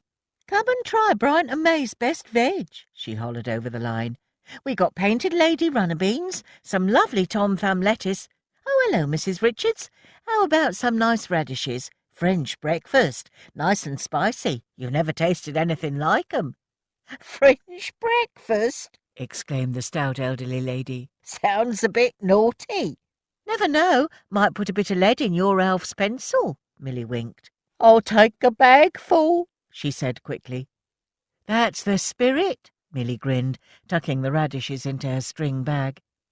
"How long have you been digging for victory at the Fairfield Works?" asked the reporter over the clamour. 2 years now," Annie said proudly. 2 allotments we dug out of old bomb sites, and both are thriving." "That's right," interjected Mrs. Frobisher. "All the money goes to support relief organisations, and the people of Bow know that when they buy their vegetables from us, it's not been at the expense of sailors' lives." Pearl listened from the end of the trestle table where she was selling bags of tomatoes, silently praying the reporter or photographer wouldn't venture near her. She didn't notice him until his face loomed up in front of her. "I'll take 2 bags." She jumped, sending a bag of tomatoes rolling over the cobbles. "Butterfingers, you don't want to lose your grip, do you, Pearl?" "Curly," she muttered weakly, glancing nervously to where Milly was laughing with the reporter. "Does Milly know you're back?" "All in good time." Pearl's eyes strayed to the other side of the street, where a young woman was jiggling a smart Silver Cross pram in the shade of the tram shed. "You've brought Betty and the baby back with you," she gasped in disbelief, staring at the blonde-haired toddler who was stuffing a chubby fist into her mouth. "Free country still, ain't it? Betty's visiting her auntie, and I'm back on business." He leant in closer. "On the subject of which, I shall need you to meet me at the allotment later." Pearl closed her eyes. For months now she'd been free of Curly's pernicious blackmail.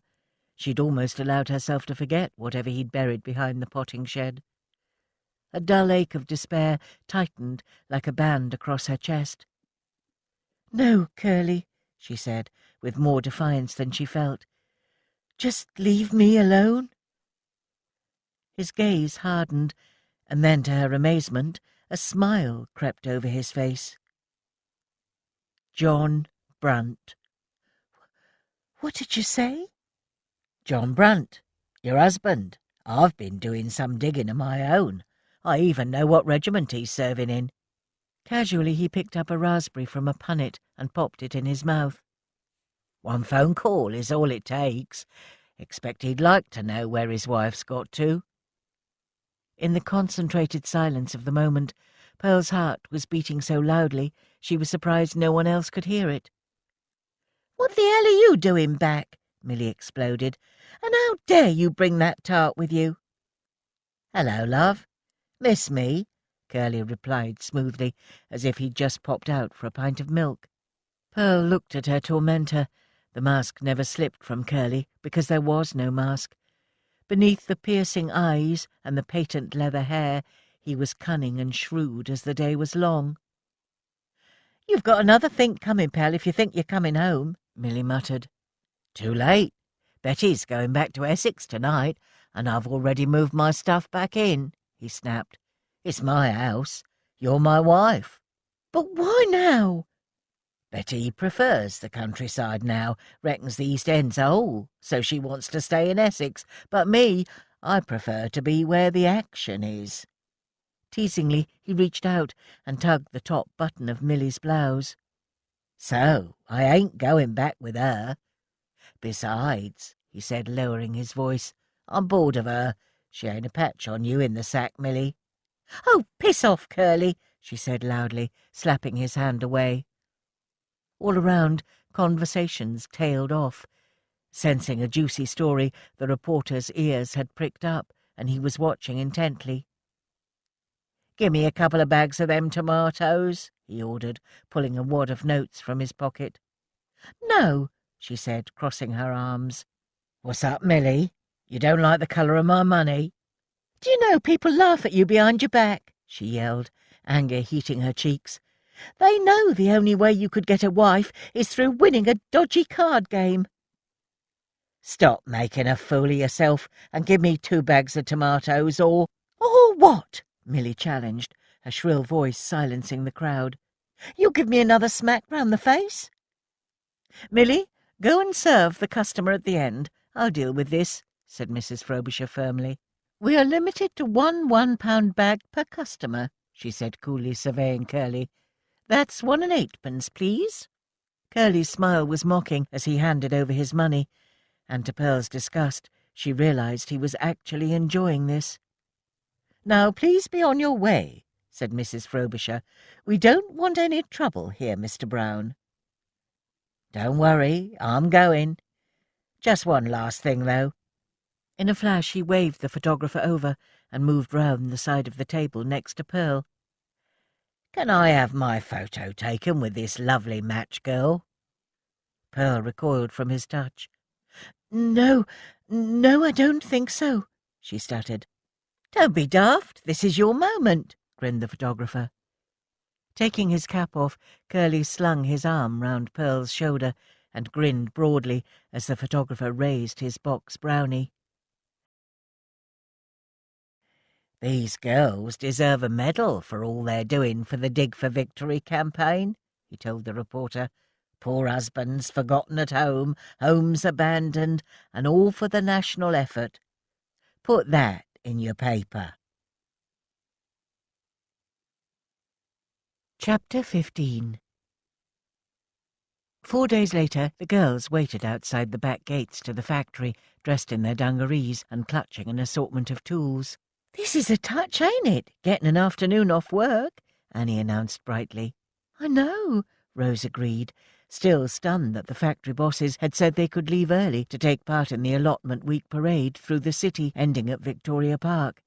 "They must have been pleased with that write-up in the Express." Milly pulled a copy of the paper from her satchel and scowled. "They might be, but I ain't. How the hell did he manage to muscle in and get his ugly mug on the front of the paper?" Under the headline, "Sparky Match Girls Dig for Victory," was a photo of a beaming Milly posing in front of the gates to the Fairfield Works. A smaller photo, buried in the text, showed Curly with one hand clamped around Pearl's shoulder. "Locals show their appreciation for the Match Girls' green fingers," she spat, reading out the picture caption. "I'd like to shove those tomatoes right where the sun don't shine." "Just put it away, Milly," Pearl groaned. "I can't bear looking at it." "Yeah," said Annie. "This ain't about Curly. This is about the allotment and all our hard work." Her green eyes shone fiercely under the halo of copper curls. "This is our big chance, girls, to show what we're made of. The Queen's coming to visit us. Us! Millie, you promised we'd make this the best bloody allotment the East End's ever seen." "Sorry, Annie, you're right," said Millie, shoving the paper back in her bag. "Let's not let that tow rag take the shine off it." In the distance, a dull thud echoed off the cobbles, followed by a clash of brass. Pip's ears pricked up, and he began to bark. "Oh, look, girls!" Annie cried. "There's a band accompanying the march." Moments later, the girls joined the march and were caught up in the spectacle and jubilation of the Dig for Victory celebration. There were allotment groups from all over the East End, marching in their wellies, pitchforks and spades proudly held aloft. Children clung to the tops of gas lamps. Housewives in aprons stood on their steps, applauding. Even locals spilled out of the many pubs to whistle as they marched past. "This is terrific," Rose exclaimed, gazing up, wide-eyed, at the homemade bunting fluttering overhead. Soon the march had turned left into Blondin Street, and Rose smiled as she caught sight of Elsie and all the neighbours gathered in a great gaggle at the end of the road. "There they are!" Elsie whooped, waving a Union Jack flag furiously overhead. "I'm proud of you, girls," she shrieked, before putting her finger between her lips, sending an ear-splitting whistle up the street. "Nan, stop it! You're embarrassing us," Annie scolded, but Rose could see she was secretly chuffed to bits. Rose glanced over to her doorstep to see if Maureen was standing outside. The door was shut. She caught a glimpse of her mother's face, pale and disapproving behind the net curtains. The march was a long one, and by the time they reached the Royal Exchange in the City of London, Rose's feet were numb in her boots. Her spirits lifted when she saw the enormous crowds gathered at the busy intersection. "Look at that!" cried Annie. A gigantic banner had been slung across the pillared facade of the imposing building, "Dig for Victory." A Ministry of Information Crown production unit was standing underneath the banner, filming them as they marched past. "The rallying cry of Dig for Victory has been heard and obeyed all over the country," cried the reporter over the cheers. "By Jove, these plucky girls have even recruited a dog." The camera swung round towards them. "Come on, girls!" Millie was breathless with excitement as she hauled them all in front of the camera. "I always wanted to be famous." "No, Millie, I really don't," Pearl protested, but it was too late. Millie had her firmly by the arm as the reporter pressed his microphone under their noses. "Where are your allotments, girls?" "Bryant and May. We're the match girls of Bow," said Millie proudly. "How terrific! Channeling the esprit de corps of the original match girls, no doubt." "That's right," Annie grinned. "I'm Annie. This is Millie, Pearl and Rose." "And not forgetting our best victory digger," Rose added shyly, holding Pip up. "Marvellous stuff." He turned back to the camera. "What about that, then, chaps? Take note. Don't be shown up by 4 girls and a dog. Put your garden on war service." Millie was jubilant as they rejoined the march. "Just think, girls, we might end up in every picture house in the country. I always wanted to be on the big screen." At the entrance to Vicky Park, the crowds intensified as the march came to an end by the allotments. Kids ran shrieking through the trees with toffee apples, and bright sunshine dappled the grass. So many evacuated children were home again now the bombs had stopped. It was a gratifying sight.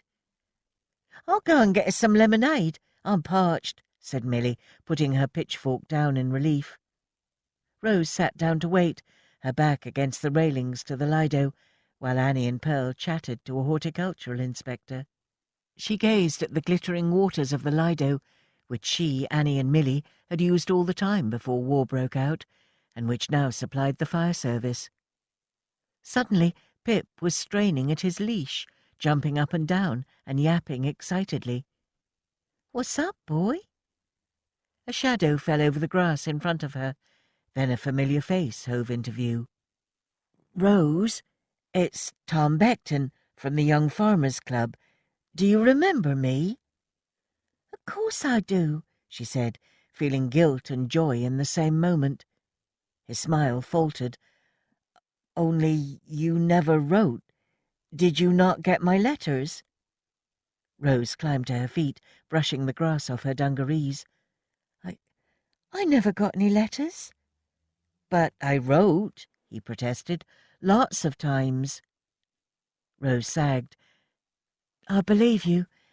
They must have got lost in the post." Tom looked confused, but not without hope.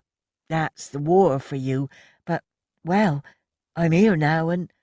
Oh, Rose, I can't tell you how good it is to see you again. Say, what happened to your hair?" Her fingers leapt to the ends of her hair. 22 months, and it still hadn't grown much past her shoulders. "Cut it off. It's a danger round the machines at work," she lied, the blood rushing awkwardly to her cheeks. "You're still just as pretty," he said, blushing. "Listen, I'm down for a few days, helping out with allotment week. Mayn't I take you to the pictures, Rose?" "I don't think that's a good idea," she muttered, picking Pip up. "Oh," he replied, crestfallen. A silence fell between them as Pip looked from one to the other. "Can I buy you a lemonade?" "My pal's getting me one." Tom stared at her, dejected, and Rose wanted to cry out. "Okie dokie. I'll go then, shall I?" She nodded, squeezing back tears. He turned to leave, but stopped and fished something out of his pocket. "I was hoping I'd bump into you today, so I bought this." He pressed something into her fingers, then turned and hurried off through the crowds. Rose looked down. In her palm lay a small pink marzipan fish, wrapped in tissue, the colouring beginning to bleed in the hot sunshine. In that moment she felt torn open. She had feelings for Tom, strong feelings. She opened her mouth to call him back, but Maureen's voice cut through her thoughts. "You got bad blood in you." Maybe that's why she'd so readily held hands with Tom in the yard that evening. It surely wasn't normal to want him to put his arms around her, put his lips on hers, was it? Maureen had told her where kissing led, what it had done to her mother. "Oh, Pip." She stifled a sob and buried her face in his warm fur. Why was life so confusing? Milly strode through the noise and sunshine of the park towards the lemonade tent, enjoying the feel of a cool breeze against her neck. She rolled up the sleeves of her jade-green blouse and decided, if nothing else, she would give herself an afternoon off from worrying about Samuel. Suddenly, a tall, compelling figure in blue stepped out in front of her, and the breath left her lungs. "Oh, God!" she gasped, her hand leaping to her mouth. He touched her elbow gently, and the tears streamed silently down her cheek. "I'm sorry," Samuel whispered, his breath hot in her ear as he steadied her trembling arm. "I didn't mean to surprise you like this. I went to the factory, and Mrs. Frobisher told me you'd be here. I have a few days' leave." She closed her eyes, totally unable to form a coherent sentence. "I've been reading all about the bombing campaign in the papers," she whispered eventually. "I thought you were dead." "So did I. Listen, let's get away from here. Can you escape?" She nodded, and they slipped away from the crowds. As they strode quickly away from the noise of the park allotments, she stared up at his face. Milly tried to hide her shock. He was the same handsome, blonde-haired, blue-eyed poster boy for the RAF, but something had altered since she last saw him. More than just the dark smudges under his eyes, or even the grey pallor of his skin. Gone was the newness, the shininess of him. He had an exhaustion about him that went beyond mere tiredness. They walked quickly to the furthest reaches of the park, into the shade of a bank of plane trees, and only then did Samuel pull her into his arms. Without saying a word, he kissed her hungrily as his hands closed around her waist. The first time Samuel had kissed her in the ruins of the church, it had been with such tenderness, reverence almost. This was different, a passionate urgency that left her senses reeling. He'd brought the smells of his base with him, cigarettes, rubber and oil. Finally, he let her up for air. "Sorry," he sighed, pulling her headscarf off and gently running his fingers through her hair. "You must think me an animal. I've been waiting to do that for a very long time. I didn't even have time to shower properly. The minute I found I had leave, I hitched a lift to the train station." He cupped her face and kissed her again, softer this time, slow and deep, his fingers probing the naked skin of her neck. "You've no idea how many times I've dreamt of this moment." They sat under the spreading canopy of leaves, and Samuel pulled a picnic and a slightly frayed blanket from his kit bag.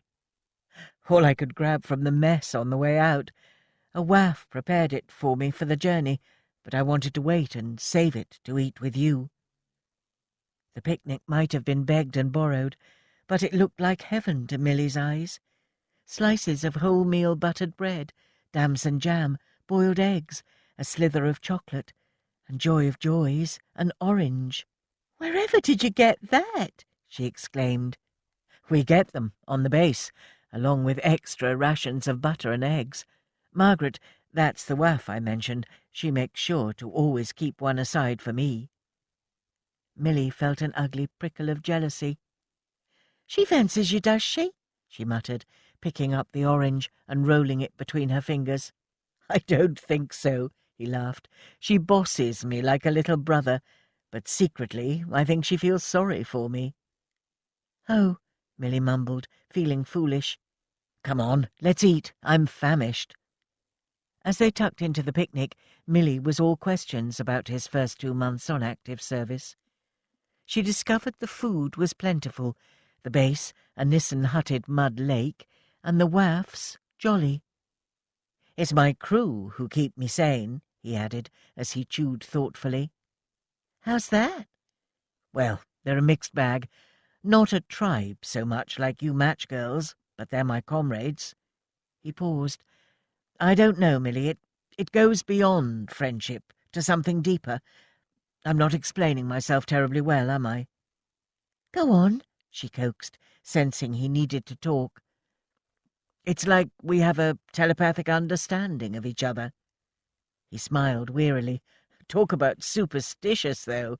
Frank, my Australian navigator, insists upon listening to Waltzing Matilda on the mess gramophone before each op. And Billy, my rear gunner, you ought to see his turret by the time he's finished decorating it with charms and rabbit's feet." He sighed and traced his fingers through the dust. "Billy's a good kid, 18, and only just got married when we got pulled out of OTU early. He's with his wife now in Bethnal Green just up the road, belated honeymoon." A smile suddenly creased his face. "We went on a crew binge together. He taught me a few songs." "I can imagine," Milly grinned, arching one eyebrow. Samuel yawned and leaned back against the grass, kicking his long legs out as he peeled the orange. "And you? What lucky charm have you got?" Milly asked, stroking his forehead. "I don't need one. I've got you," he grinned sleepily, taking her fingers and pressing them to his mouth. In that moment it suddenly seemed very important that he had something, some sort of talisman to remind him of her. But what could she possibly give him? The old Milly would probably have given him a pair of satin unmentionables, but this one was shaped by her encounter with him. She dug into the pockets of her dungarees and pulled out a crumpled packet of marigold seeds. "Have these. I was going to plant them round the potatoes to stop beetles, like you showed us, but I want you to take them with you." She bent down and brushed her lips softly over his. He tasted sweet this time, of damson jam. "We can plant them together when you come home." Samuel drew back. "Milly, you really ought to know. You know, there's every chance." "Don't." She pressed her finger to his lips and slipped the seeds into his pocket. "I'm not stupid. I'll read the papers, but I don't want to hear it." He nodded. He didn't really want to tell her either. How could he even begin to describe the sensation of flying through that great wall of flak surrounding Essen? The astonishing conflagrations of fire, aircraft plunging out of the night sky into the glowing red core of the burning city beneath. How could he explain that he didn't just sense the hand of the Grim Reaper? He walked in his shadow every single day. But he was alive now, and with some of the greatest pleasures a man could have in life, a knockout girl by his side and warm sun on his face. He broke off a segment of orange and handed it to Milly. She bit into it and giggled as the juice ran down her chin. "What does it taste like?" "Try for yourself," she said teasingly. "Very well." Quick as a flash, he flipped her back so her blonde hair fanned out over the grass and kissed the juice from her soft pink mouth. "This is going to sound terribly corny, Milly," he sighed, "but I've seen stars and sunsets that'd make you believe in God, the Alps by moonlight. But nothing, I swear, is as beautiful as the sight of your face against the grass." He kissed her once more. "You are my reward for staying alive, Milly." "And there was me, thinking it was a plate of bacon and eggs after debriefing," she quipped. "I'm serious, Milly. I'm in love with you. I think I fell in love with you the moment I first laid eyes on you." His confession hung in the still summer air between them. She smiled dizzyingly, then held him in her arms until his eyelids flickered shut. As he slept, diagonal pillars of sun began to creep over the park, casting a gentle peach hue over his face. "And I'm in love with you," she whispered, tracing her fingers along his jawline, over the faint dimple in his cheek, trying to commit every detail of his face to her memory. After an hour, he woke. "Damn! Did I fall asleep?" She nodded. "What time is it?" "Close to 7 p.m. "Do you have to get home? To him?" Milly shivered, feeling suddenly cold. "I'm all yours." "Good," he said, clambering to his feet and draping his coat round her shoulders. "Where are we going?" she asked hesitantly as he linked his fingers through hers. "Only I have to be careful." "Sadler's Wells Ballet is performing in the park tonight. I bagged us a couple of tickets to Swan Lake earlier, only 6pence each." Milly smiled. "Don't worry, I don't think we'll bump into Curly there. Ballet's not really his scene." In truth, she didn't really think it was hers either. She'd far rather have gone dancing. But if it meant a few more precious hours in Samuel's company, then she was game. At the performance, she was stunned to see thousands of East Enders clustered on the scorched earth of the park. "I think you'll enjoy this," Samuel said. "It's been getting terrific reviews up and down the country." Milly nestled into Samuel's arms and watched, captivated, as the first dancers appeared on the makeshift stage. She'd never seen anything as thrilling as their grace and stamina. For 2.5 hours she snatched life back from the war. As the last notes quivered over the fading dusk of the park, Milly almost felt moved to tears. Samuel watched her closely, enjoying the look of pure enchantment on her face. "Breathtaking, isn't it?" he said, gently picking a blade of grass from her hair. As they stood and began to gather their things, a passing street photographer paused, drawn by the sight of such an attractive young couple. "Keepsake, for you and your husband?" he asked, nodding at his box brownie. Milly looked nervously at her wedding ring and back to Samuel. "Why not?" he replied, without a second's hesitation. Samuel paid the photographer and gave him the address of his squadron to send the photo to. "A memento for me to keep." The photographer pressed his finger over the shutter release, and they both smiled into the warmth of a perfect summer's evening. "God bless you both," said the photographer, shaking Samuel's hand firmly. "Finish the job off, and then make sure you come home safe to this lovely wife of yours." When he was out of earshot, Milly asked him why he hadn't sent the photographer away. "Because I like pretending you belong to me." "Why me, Samuel?" she asked, baffled. "I mean, you could be off with your pals getting drunk in the mess." Samuel shrugged. "Not my scene." "But even if I weren't married," she persisted, "it could never work." "Why?" "For starters, imagine introducing me to your mother. She'll be reaching for the bug powder and locking up her silver as soon as I open my mouth." "She's not like that." "Very well. I have dinner, you eat luncheon." "So we'll have picnics," he grinned. "Ha ha, very funny." "I'm not mocking you. If this war is teaching me anything, it's that class doesn't matter. In the finish, we're all just human beings." "Some of us more human than others," Milly remarked.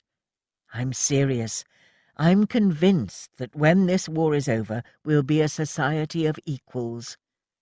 She smiled at his optimism. They'd reached the park gates by now. Time to go their separate ways. Samuel to his lodgings, Milly home to her husband. Streams of people hurried past them, back to hot cocoa and warm shared beds, she thought enviously. "You know I can't get divorced," she said quietly. "There must be a way to prove your marriage was unlawful," Samuel replied under his breath. "My pal, he flies Spitfires now, but before the war he'd just trained as a lawyer." "So?" "So if anyone can show you were coerced into that marriage, it's him. Admittedly, I don't know much about the law, but even I can see you had no choice but to marry that man. If I survive, when the war is over, I'll do whatever it takes to find out. I promise."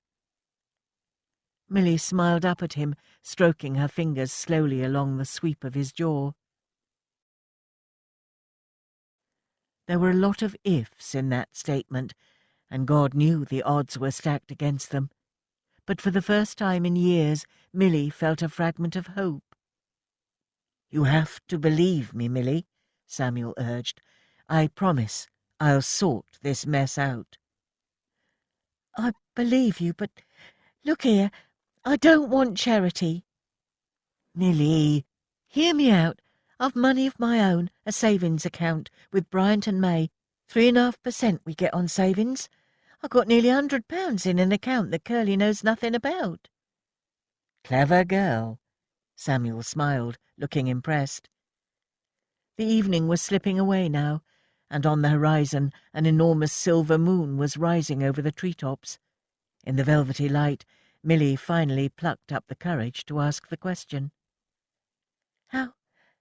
How many more ops do you need to fly?" "Milly, I don't think—" "How many?" 20. "That many? I'd have thought your numbers would be higher." "Not every sortie counts," he explained. "Gardening runs, attacking targets over France. If we have to turn back because of the weather, they only count as a third of an op." "That's bloody unfair." "That's exactly what Billy said, funnily enough. But listen, Milly, it really doesn't pay to play the numbers game." She nodded, trying desperately to swallow back her tears. "If it makes you feel better, I'm a meticulous flyer, and I don't take unnecessary risks." He could have said more, of course, that flying through flak barrage is like Russian roulette, that only 1 in 6 air crews complete their first tour. Instead, he tilted her chin up and drank in the sight of her beautiful face bathed in the moonlight. "One day you will belong to me," he vowed. "Then you must stay alive, Samuel," she urged, her tears breaking free. "You must." "They must be here somewhere," Rose muttered under her breath as she searched through the chest in her mother's bedroom. She'd be back from her cafe shift any moment. She flung aside some rather musty drawers. Nothing. Her foot creaked on the floorboard by the bed, and she realized it wasn't nailed down. It lifted up easily, and there they were, Tom's letters, dozens of them. Rose shook her head at the sight of his perfect looped handwriting. Words leapt up from the mildewed paper. I think of you all the time. Yours hopefully. Was it something I said or did? She stuffed them back into their hiding place, unable to look at them a second longer. In that moment she despised Maureen, hated her for taking her youth and nailing it beneath the floor. Then another letter caught her eye, the handwriting nothing like Tom's. She opened it and scanned the contents, her eyes growing wide with disbelief.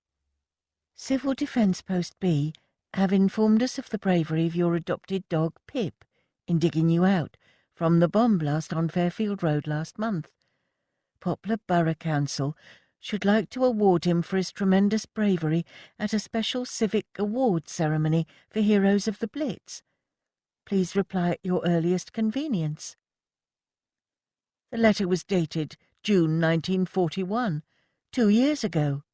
Anger, hot and bright, sliced through Rose's head.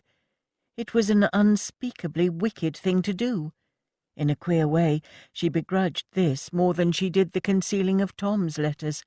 How could Maureen? Rose replaced the letters just as the front door downstairs banged shut. "Mum!" She stormed out into the passage, but one look at Maureen's face stole her anger away. "We're out of this dump, girl, I'm telling you. I'm done with East End." Maureen unknotted her headscarf and lit a cigarette, deep lines puckering her mouth as she inhaled deeply.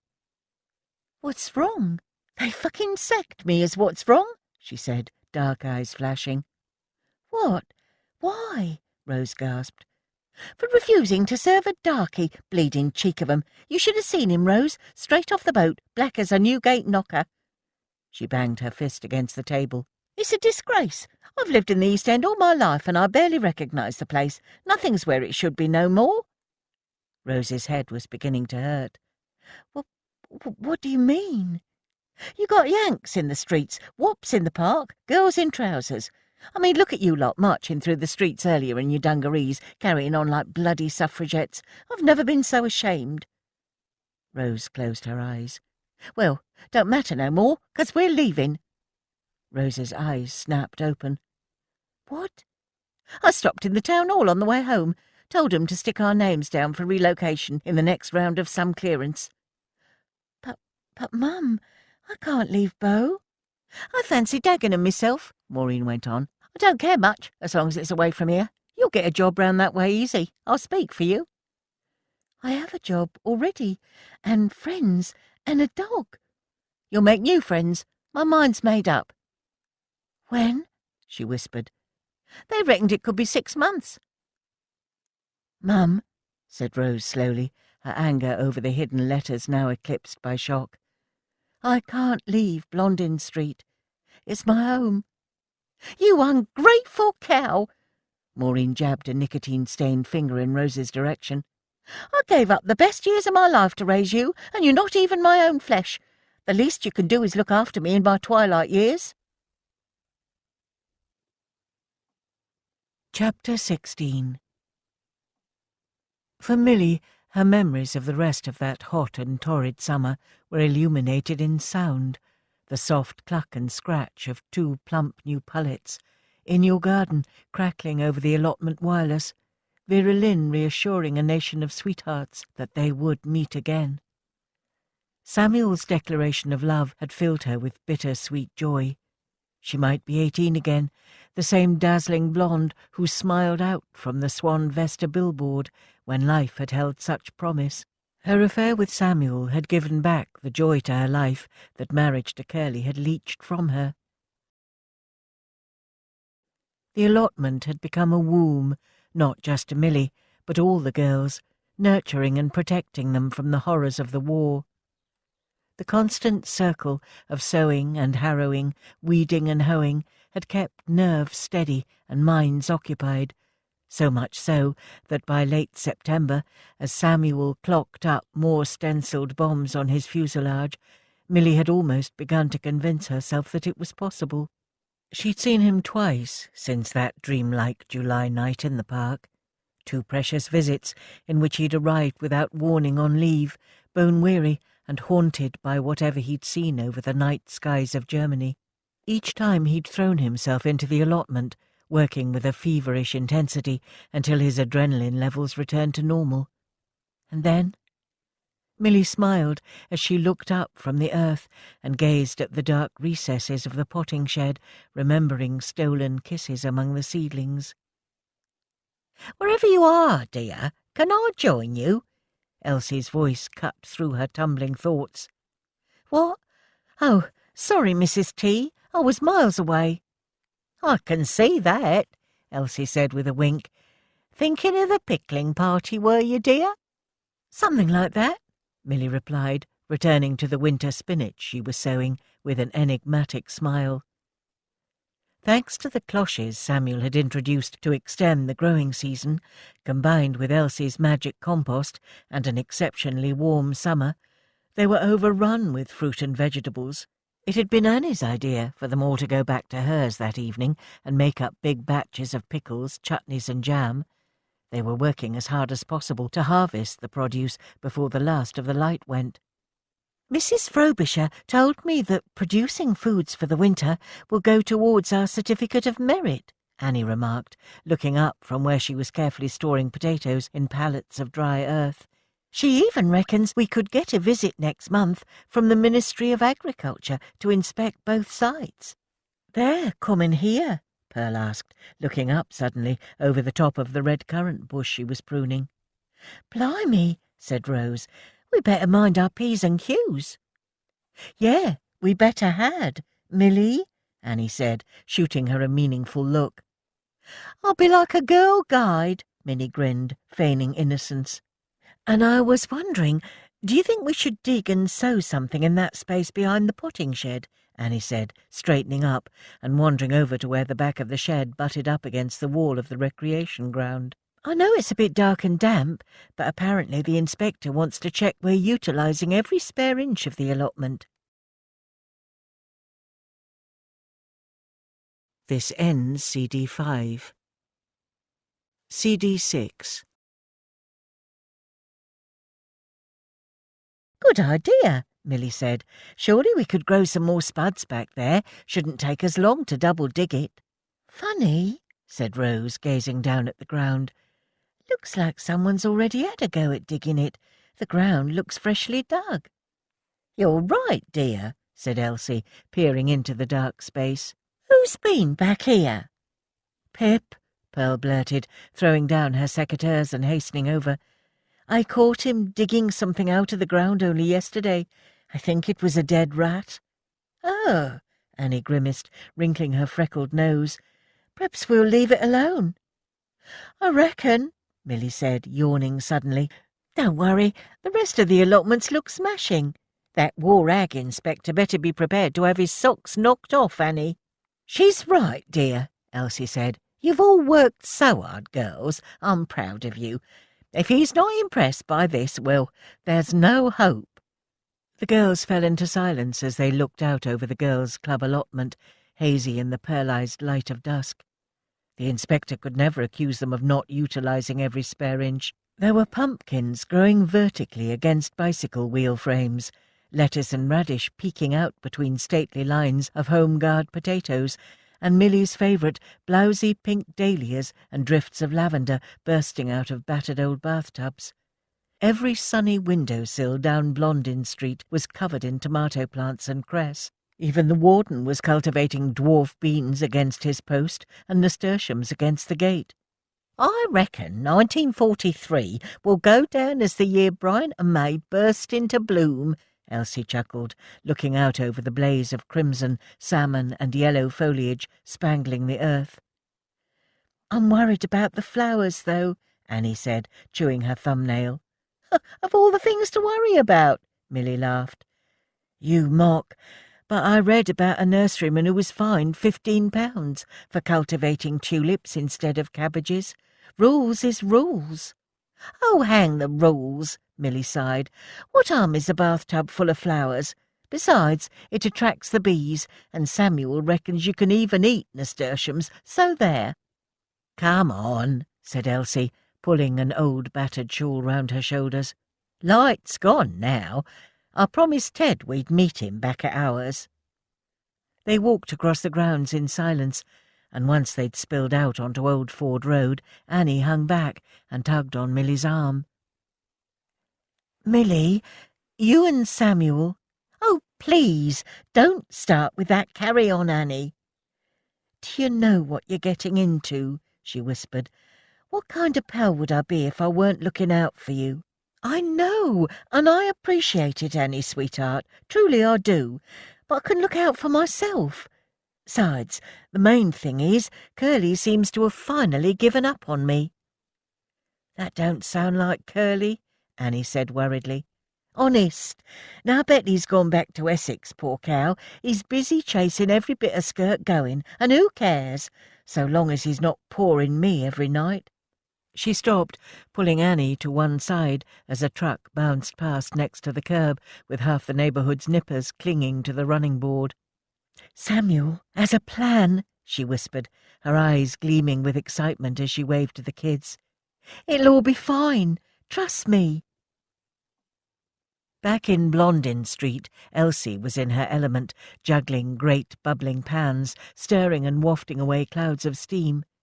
She had the pickling party run like a military organisation. Pearl was salting beans, Milly was sterilising old glass jars, Annie was peeling onions, and Rose was pretending to chop cauliflower and carrots to make piccalilli, but was secretly feeding Pip under the table.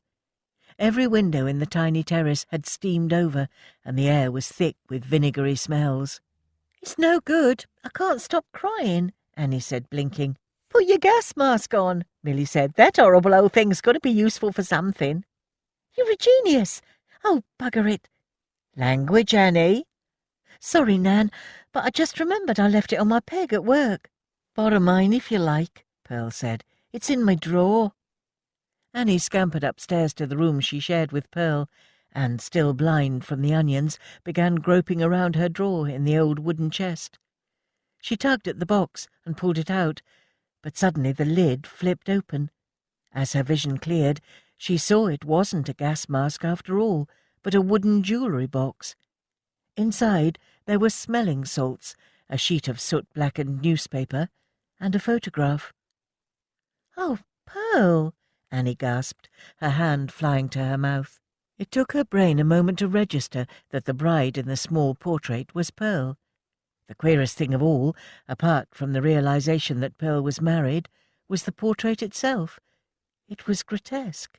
Pearl was a striking bride, all right, her jet-black wavy hair stunning against the ivory of her high-necked gown, but her expression was rigid, her fingers clamped round a small chalk-white bouquet.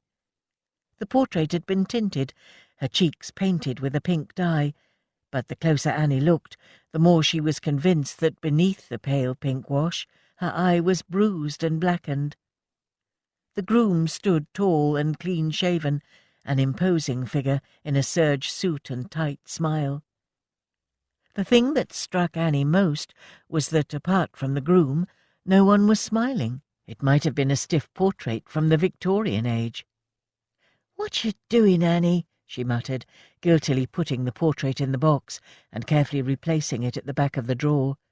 Pearl's private life was just that, private, and if she had chosen not to tell them she was married, then there was obviously a good reason. Downstairs, Ted was standing in the kitchen, and her Nan was clutching a bouquet of wildflowers that were wilting in the steam. "Look at you all rigged out," Annie grinned, taking in the suit that was a little on the large side for his wiry frame and the freshly shined boots. Gone was the cheese-cutter cap, and his silver hair was shined to his head with pomade.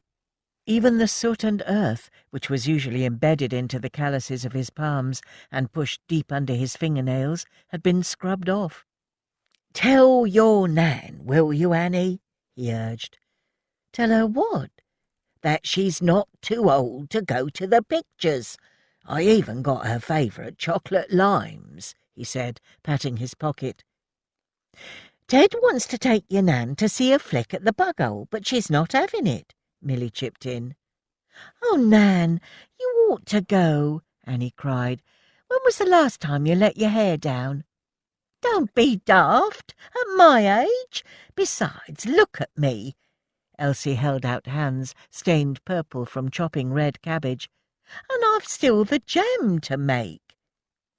"We can do that, can't we, girls?" Rose said. "Course we can. Go on out, Mrs. T. You're always telling us to enjoy ourselves. Now it's your turn," Milly remarked. "But don't be getting fresh on the back row, Ted." It was just a joke, but Elsie paled. "That's enough, dear. I won't have it in my own home." She trembled. "I'm a 62-year-old woman, and you, Ted," she snapped, thrusting the flowers back at him, "are old enough to know better. We ain't kids no more." She tore off her apron and marched up the steps, leaving a cloud of disapproval behind her. "Sorry, Ted," Annie grimaced. "I can't think what's got into her." "No, darling, it's my fault," he said, throwing the flowers on the kitchen table and rubbing a hand over his face. "I should have known better." The door clicked behind him, and the girls exchanged shocked glances. "What a shame," Milly sighed. "You're never too old for love." "Clearly Elsie doesn't agree," Pearl said, getting up and poking the coals in the hearth. "Not everybody finds happiness through love." Just when Annie thought the evening couldn't get any more queer, there was a sharp rap on the door. "Oh, God, it must be Maureen," said Rose, leaping to her feet. "I'm late. She'll have my guts for garters." But when Annie opened the door, it wasn't Maureen Riley's face she looked upon. Take two. But when Milly opened the door, it wasn't Maureen Riley's face she looked upon. "Samuel!" A flare of joy ran through her, but as he stepped into the passage, Milly froze. "Whatever's wrong?" 20 minutes later, they were sitting in a British restaurant on Devon's Road, where you could get a square meal for 9p. But it was a mistake. It was busy, and the sound of chatter and scraping cutlery seemed to grate on Samuel's nerves. "I oughtn't be here," he said, trailing a spoon through a bowl of watery soup. "I was only supposed to visit Billy's wife at Bethnal Green, but knowing you were so near—" He glanced at his wristwatch. "I shall have to try and get back to base tonight." "Sorry, I don't understand. Why have you been with Billy's wife?" "Because he's dead," Samuel replied dully, "and I've just broken that young woman's heart." The awful story came out in fractured pieces. Samuel's squadron had been on their way home from an op to the big city, their nickname for Berlin, when they'd been caught by flak. Engine so badly damaged they'd limped across the channel before crash landing at an emergency airstrip. There was no hope for Billy when we found him in the turret. Samuel squeezed his eyes shut. He saw the images so clearly, like a cinema spool unravelling. Aircraft corkscrewing to earth, cities engulfed in flames, Billy's brains leaking through the plane. He opened his eyes, praying that the throbbing in his head would stop. "I wanted to be the one to tell her," he sighed, scrubbing his face, "not some god-awful telegram. He was my responsibility." "How did she take it?" At this he shook his head, and to Milly's horror she realized he was crying, heartbroken, painful sobs. "She's expecting a baby. He never knew." "Oh, Samuel, no." "Turns out he also lied about his age," he said, pushing away his soup and lighting a cigarette. "Quite spectacularly, actually. He was 17, Milly, 17, too young to die for his country." Milly felt the blood in her veins turn to ice. "Can we get out of here?" he said eventually. Wordlessly, they walked to the only place they could both think of, the allotment. Outside, the night air was fresh and reviving. A bank of cloud covered the moon, so that there was just blackness, relieved only by the star-spangled vault above them. She felt his hand slip into hers, and as they walked, Milly had the queerest sensation she was walking on a path of no return. Strange odours bloomed through the still night air. All day, the air over Bryant and May had hung heavy with the ripe stench of rotting carcasses from the nearby soap-works, but now a gentle easterly wind blew in the scent of sugar and smoke from the Clarnico sweet factory. "You could travel the world on the smells of Bow," Milly sighed. She felt Samuel's fingers tighten round hers. "I'd rather stay right here." At the Fairfield Works, Samuel helped Milly jump over the wall. She landed with a soft thud on the earth behind the potting shed of the girls' club allotment. They settled on the wooden bench outside the shed, and he lit 2 cigarettes, handing one to her. "Is the blackbird still here?" he asked, drawing deeply, the tip of his cigarette glowing in the dark. "Yeah, he's made his nest in the branches of that tree," she said, gesturing to a sycamore that had seemingly grown up from nowhere after the blitz. Samuel exhaled deeply, comforted by the nicotine and being amongst nature. "If I die, I should like to come back as a blackbird." "Why?" "Better a bird in the next life than a bomber in this one," he said bitterly, a vein in his jawline jumping. "Sorry, Milly," he sighed. "I didn't drag you away from your friends to come over all maudlin on you." Suddenly, the bank of clouds slid away to reveal a perfect waxing moon. I just needed to see you. My love for you is the only thing that makes sense to me right now." She could see his face, bathed silver in the moonlight, and felt a rush of longing. The night was warm and still, lacing the allotment with an intoxicating fragrance. Lavender, roses, and evening primrose still bloomed, bravely waiting for the first frost. Samuel rose and held out his hand. The minute they were inside the cool darkness of the shed, Samuel turned and caught Milly in his arms, his mouth groping for hers. In one swift move he picked her up, and her buttocks grazed the shelf, scattering seeds and earth everywhere. Their mouths barely broke off, their kisses urgent, as he tugged her blouse free from the waist of her skirt. His fingers slid over her flesh, stroking the curve of her back, circling her waist, unbuttoning the blouse. Her fingers responded, finding the gaps between his shirt buttons, the hot skin beneath. The darkness was heightening her senses, making her blood rush. The musky fragrance of rosemary and sage, the ripe tang of fertilizer, the feel of the sun-warmed wooden shelf scraping the flesh on her thigh. "Not sure this is allowed," she joked weakly, as his hands toyed with the final button. "The committee may terminate the membership of a member whose conduct is detrimental."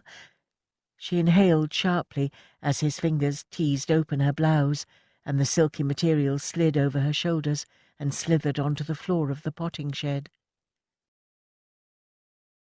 Goosebumps spread over the naked flesh on her shoulders, and her skin glowed creamy in the dim light of the shed. Samuel pulled back, his eyes drinking in the sight of her smooth white limbs and luscious mouth. He shook his head, incredulous. "You are perfect, Milly, so astonishingly beautiful." Her heart ached with exquisite love. Never had she felt so exposed or vulnerable. Then she felt his breath tingling in her hair, his strong hands exploring her body, and she felt her desire rise and swell. I thought you wanted to wait," she murmured. "I'm already on borrowed time," he breathed, sliding his fingers round the back of her neck and drawing her closer. The heat between them grew with every touch, and as his fingers unclipped her garter and teased down her stockings, sex became not only inevitable, but impossible to delay a moment longer. He broke off and gazed down at her, his eyes glazed with longing. "Shall I stop?" Milly said nothing, for there was no turning back now. Instead she reached over and with a kick of her heel slammed shut the door to the potting shed. Annie yawned and padded over to the sash window. Drawing back the blackout blind, she peered out between the criss-crossed anti-blast tape. To her surprise, she saw dawn was breaking over the rooftops of Blondin Street. The factory chimneys smoked dreamily in the mist. Loose skeins of smoke hung in the street, and in the distance the clanking of milk bottles echoed off the cobbles. She'd given up trying to sleep, and not wanting to wake Pearl, she'd come downstairs and fixed herself a Bornvita, but her mind was like a ticking clock. The wedding photo had disturbed her more than she cared to admit. Why had Pearl left Liverpool and her husband? Was she in some kind of trouble? More importantly, should she tell her Nan or stay quiet? Her mind grappled with all eventualities, but it always came back to the same thing. She had no right to be going through Pearl's belongings. Whatever the real reason was for running from Liverpool, Pearl had found safety and a sense of belonging here in Bow. Annie owed it to her friend to keep her secrets, and it wasn't just Pearl she feared for. As match-girls and friends, they'd always been so tight. But lately, Milly was playing with fire. One look at her face when Samuel had arrived at the house unexpectedly last night left Annie in no doubt that her dear friend had fallen headlong in love. And as for sweet Rose, the thought of her leaving Bow was simply unimaginable. Elsie had told her not to interfere, but how could she sit by and let her best friend vanish from her life? Outside the sun was rising, turning the sky a sallow yellow. Even the clouds looked bruised. Maybe she was overreacting from a sleepless night, but a sense of impending doom seemed to coat everything. Blondin Street looked the same, but everything felt different. Annie did not know it then, but all their lives in Bow had shifted key, and they were hurtling towards an uncertain end, ready or not. The aged boards in the passage creaked, and Annie turned. "Morning, darling girl." Elsie blinked wearily, and pulling her housecoat about her, started to clear out the grate, filling the air with the musky smell of embers. "You go on up and wake Pearl. I'll make you both a nice cup of tea before work." "Thanks, Nan." Annie wandered over and kissed her Nan softly on the cheek. "What's that for?" Elsie smiled. "For being the best Nan in the world. I know you miss Dad as much as I do, yet you never let on." "I pray for him every night, darling girl, but we have to get on with things." "You're right," Annie replied, "and I'm sorry about last night, pressuring you to go to the pictures with Ted." "About that," Elsie said warily, "I'd appreciate it if you wouldn't invite Ted round here no more." "But why?" Annie gasped. "Ted's smashing. I half hoped you and he—" "Oh, I know what you thought, all right, madam. You always did have a warm imagination. Well, it ain't happening. There is no me and Ted. Never has been, never will be. You're not to invite him round here again." Outside, the factory's steam hooter sounded, signalling the end of the conversation. Chapter 17. Scrawls of black cloud dirtied the sky, and a rattling wind sent dry leaves spiralling into the air when the inspector finally came to call on a filthy November morning. The first frosts had already arrived and seen off the roses and the last of the tomatoes. Even the sturdy root veg looked as if they were battening down the hatches for winter.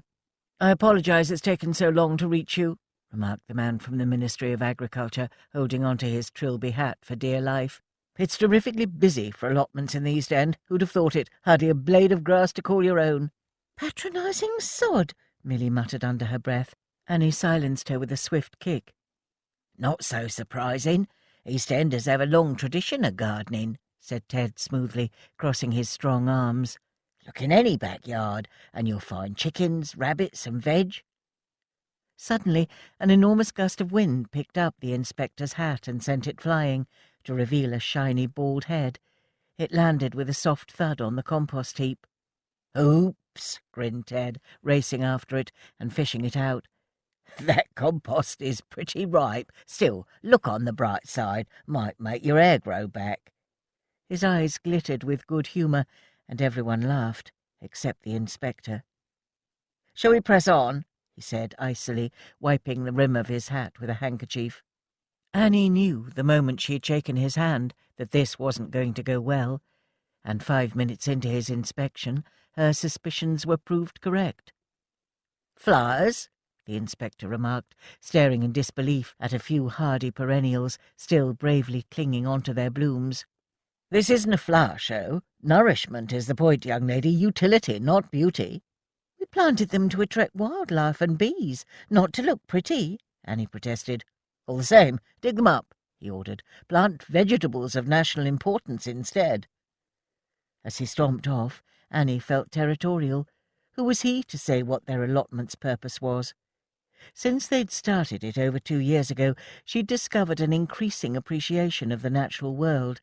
There was such pleasure in unearthing a potato, seeing the first crop of beans, or the blossoming of a blousy dahlia. Gardening was primal. For the first time ever, Annie was connected to the changing of the seasons, something she'd previously only noticed by seeing what colour the sky was outside the factory windows. How could all that be condensed down into a food production unit? After that, the inspector found fault in everything. The sunken container filled with beer to ward off slugs, which he unfortunately stepped in, was dismissed as nonsense. The scattered eggshells also used to deter slugs, hocus pocus, and the glistening bands of copper round the herbs to stop the snails in their tracks, bunkum. "It's a wonder you're not overrun with pests," he snapped, scribbling furiously in a notebook. Annie shot a look at Ted and all the girls, all of whom were as grim-faced as she was, with the exception of Milly, who was in a world of her own, staring at a blackbird with a peculiar look on her face. Then came the final straw. The inspector discovered that the remains of their potato crop was infected with blight. "I don't understand it," Annie stammered, as he showed her first the infected tuber, rotten and spongy to the touch. "This has never happened before." "One doesn't have to be an assiduous reader of Dig for Victory material to know that liberal spraying with fungicides is the only way to prevent an outbreak of blight," he said piously. "Samuel says there's a risk of cumulative chemical damage spraying in an industrial area," said Annie, staring in dismay at the diseased potato. "Well, whoever this Samuel chap is, he's misinformed," he sniffed, tearing the sheet from his notebook and handing it to her. "Samuel is only the gardener for the Earl of Frampton, is all," snapped Milly, wrenching her eyes away from the blackbird and turning on him. "Be that as it may, prophylactic measures need to be taken immediately to prevent this spreading. On that sheet you will find details of the appropriate chemicals which need to be purchased." The list of chemical solutions swam in front of Annie's eyes. "I'm afraid I shan't be awarding a certificate of merit today. Gardeners need to prove they're using their allotments to produce food in winter as well as summer. Quite clearly, this is not the case here." He picked up his briefcase. "I shall return next spring, and hopefully you will have implemented my suggestions by then. Good day." Everyone stared bleakly as he strode from the allotment, Pip running after him, nipping at his toes. "Pip, stop that racket and come back here," Rose ordered. "What a disaster," Annie wailed. "Rotten sod," Milly sniffed. "Except we need that certificate," Annie protested. "The bosses have told us how important it is, especially if we're to get a visit from the Queen next year." Suddenly she felt a crushing sense of disappointment. "Well, the gods weren't on our side today, love," Ted said, sliding an arm round her shoulder. The wind blew a leaden cloud across the darkening sky. "It's going to tip down," sighed Rose. "Shall we all head in?" "How about we pop back to yours, Annie?" Ted suggested. He pulled out a sheet of blood-stained newspaper from his bag. "William sent one of his pigs off to be slaughtered, and he only gave me a trotter. I know how much your Nan loves them." Annie felt awkward. "Sorry, Ted. She's still been a bit funny about seeing you." "It's been 7 weeks now," he mumbled. "I thought she might have come round by now. He stumbled on his words. Well, I miss her." Annie studied his lovely craggy face, as familiar to her now as the shrapnel-pocked factory wall, battle-scarred but never beaten, except now he looked crushed. "She'll come round. Just give her some space." "No, she won't," he sighed, removing his cap and wiping a hand through his grey hair. "When your Nan's made her mind up on something, she won't change it." The wind changed direction quite suddenly, bringing with it the stench of pig's blood. Annie was about to question Ted further when Milly shot past them, clutching her mouth. Seconds later, the sound of retching came from behind the potting shed. "Milly, you all right, sweetheart?" Rose called. When she emerged, wiping her mouth with a hanky, she looked wretched. "Fine. Must have been something I ate. I just feel a little peculiar." The whole day was turning out to be a little peculiar, Annie thought with a feeling of foreboding. The next day, a Sunday, Milly didn't think it was possible to feel worse, but every time she bent over to dig out the diseased potatoes, she fought back waves of nausea and anxiety. She put it down to missing Samuel. It was like a form of sickness. Every waking minute her thoughts rushed back to him, taking over every corner of her mind. Usually, working in the allotment allowed her blissful respite from herself, but since that last night together here, she'd found it difficult to think of anything else. The memory of his touch burnt through her like a fever. She loved him with a passion she had not thought possible. Her love, coupled with a fierce hope, was all that was keeping her going, willing him safe as he flew across the German skies. Well, that, and the packet of marigold seeds she'd given him as a good luck charm. How stupid she felt now. How the hell was a packet of seeds supposed to protect him from fire and flak? Last night, at the pictures with the girls, a propaganda film had flashed up. She'd watched the pilot climbing into the cockpit of a Lancaster, her eyes brimming with tears, as the picture house filled with the throaty roar of the 4 Rolls-Royce Merlin engines. "Our boys in blue risking their lives nightly to fly to the major cities of Germany, making good on Air Marshal Harris's claim to raise the Reich from end to end," sang the commentator cheerfully. People had even started applauding, filling Milly with a crawling horror. The days had bled into weeks, 7 of them to be precise, with no word.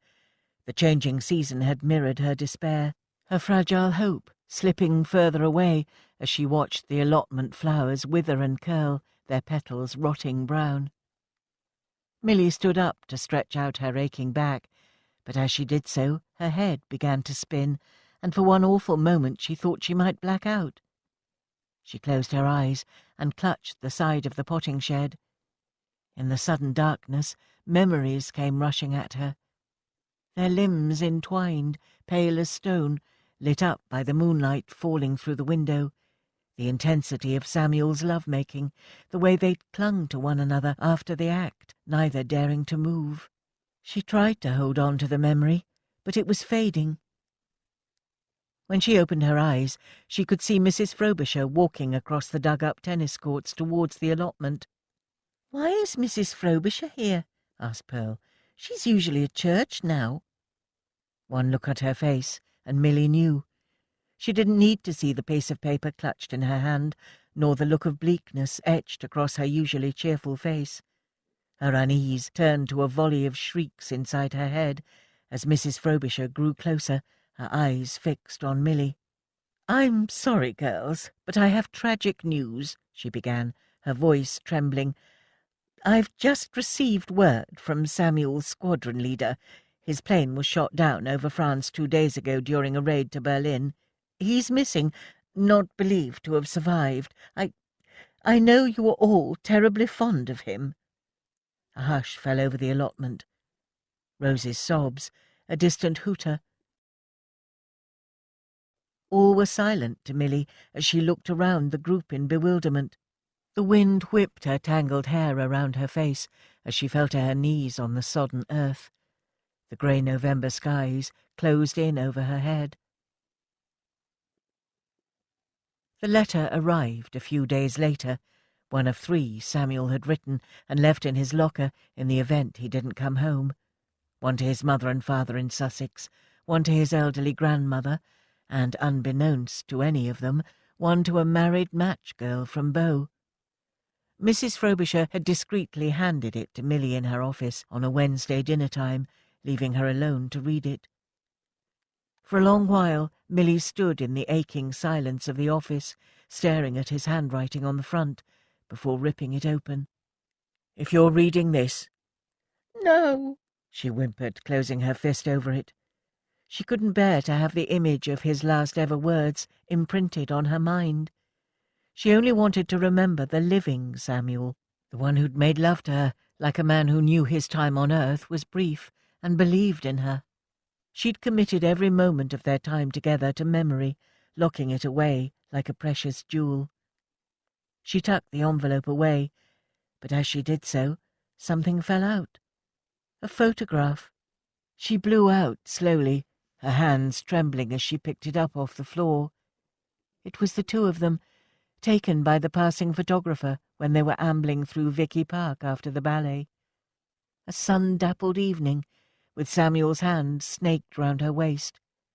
She was squinting against the sun, but he was grinning proudly straight into the camera, both of them drunk on stolen kisses.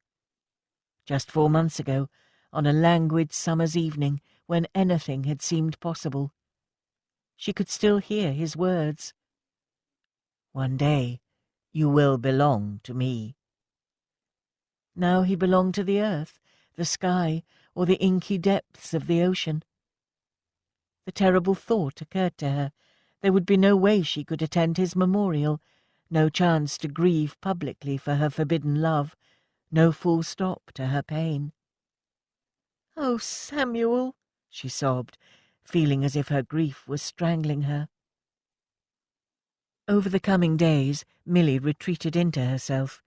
She worked relentlessly in the allotment, digging out the diseased potato plants. That's where the girls found her on Sunday morning, 1 week on from his death, the rain driving against her face horizontally. Her gloves were 2 cakes of mud, and she was soaked to the bone. "Milly, please," Pearl cried. "You don't have to do this." "Pearl's right. You need to rest. Come over to Annie's and dry out," Rose coaxed, gently trying to pull her to her feet. "I don't want to rest," she snapped, shrugging her off. "Samuel would be horrified if he knew we had blight. Supposing they're wrong, eh? Have you thought about that? What if he comes back and sees this?" The girls exchanged alarmed looks. "What, you don't think it's possible?" she snapped, desperate for their story to continue. "You've seen the matchboxes we pack with the fancy French labels on. It's so bombers who bail out have a disguise. Why, even now, he could be hiding out in some French farmhouse." She trailed off and went back to her work, driving her spade deep into the churned-up earth. "Milly," Annie said, crouching down beside her. The rain spattered off her head, soaking her hair from red to a slick of burnished copper. "He ain't coming back. You need to face up to that, sweetheart. Maybe we could hold some sort of memorial service here at the allotment," Annie persisted gently. "No one else need know." Finally Milly looked up through her streaming hair, her blue eyes wide with fright. "Soon everyone will know." "How?" Annie asked. "It's only me, Rose and Pearl who knew about the 2 of you. Well, I think Nan suspected, but she won't say anything." "You don't get it. I'm, you know." Shakily she dropped the spade and stood up slowly, resting her hand on her stomach. The enormity of what she was saying hit the girls. "And before you say anything, I'm certain But what if you have got it wrong? Rose blustered. I'm always getting me dates mixed up. It's the war. It's sending everything haywire. But Milly knew this wasn't simply a case of confused dates. 2 missed bleeds, constant nausea, the bone-sapping weariness that thickened her limbs.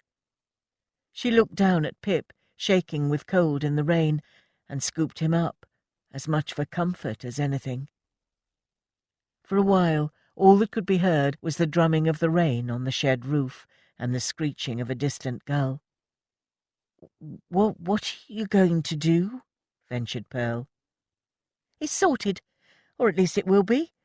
I've got an appointment with a woman down Cable Street this afternoon. The sooner the better, to avoid complications." "Oh, Milly, no," Rose cried. "There must be another way." "So, tell me," she said angrily. "What possible other way can there be for me?" Silence. "See? I'm not exactly brimming over with options, am I? I've made the worst mistake possible. Now it's up to me to fix it." Even after the girls took Milly back to Annie and Pearl's and dried her off and forced sweet tea down her, she still couldn't stop shaking. Fortunately, Elsie was out at church, but she'd be back soon.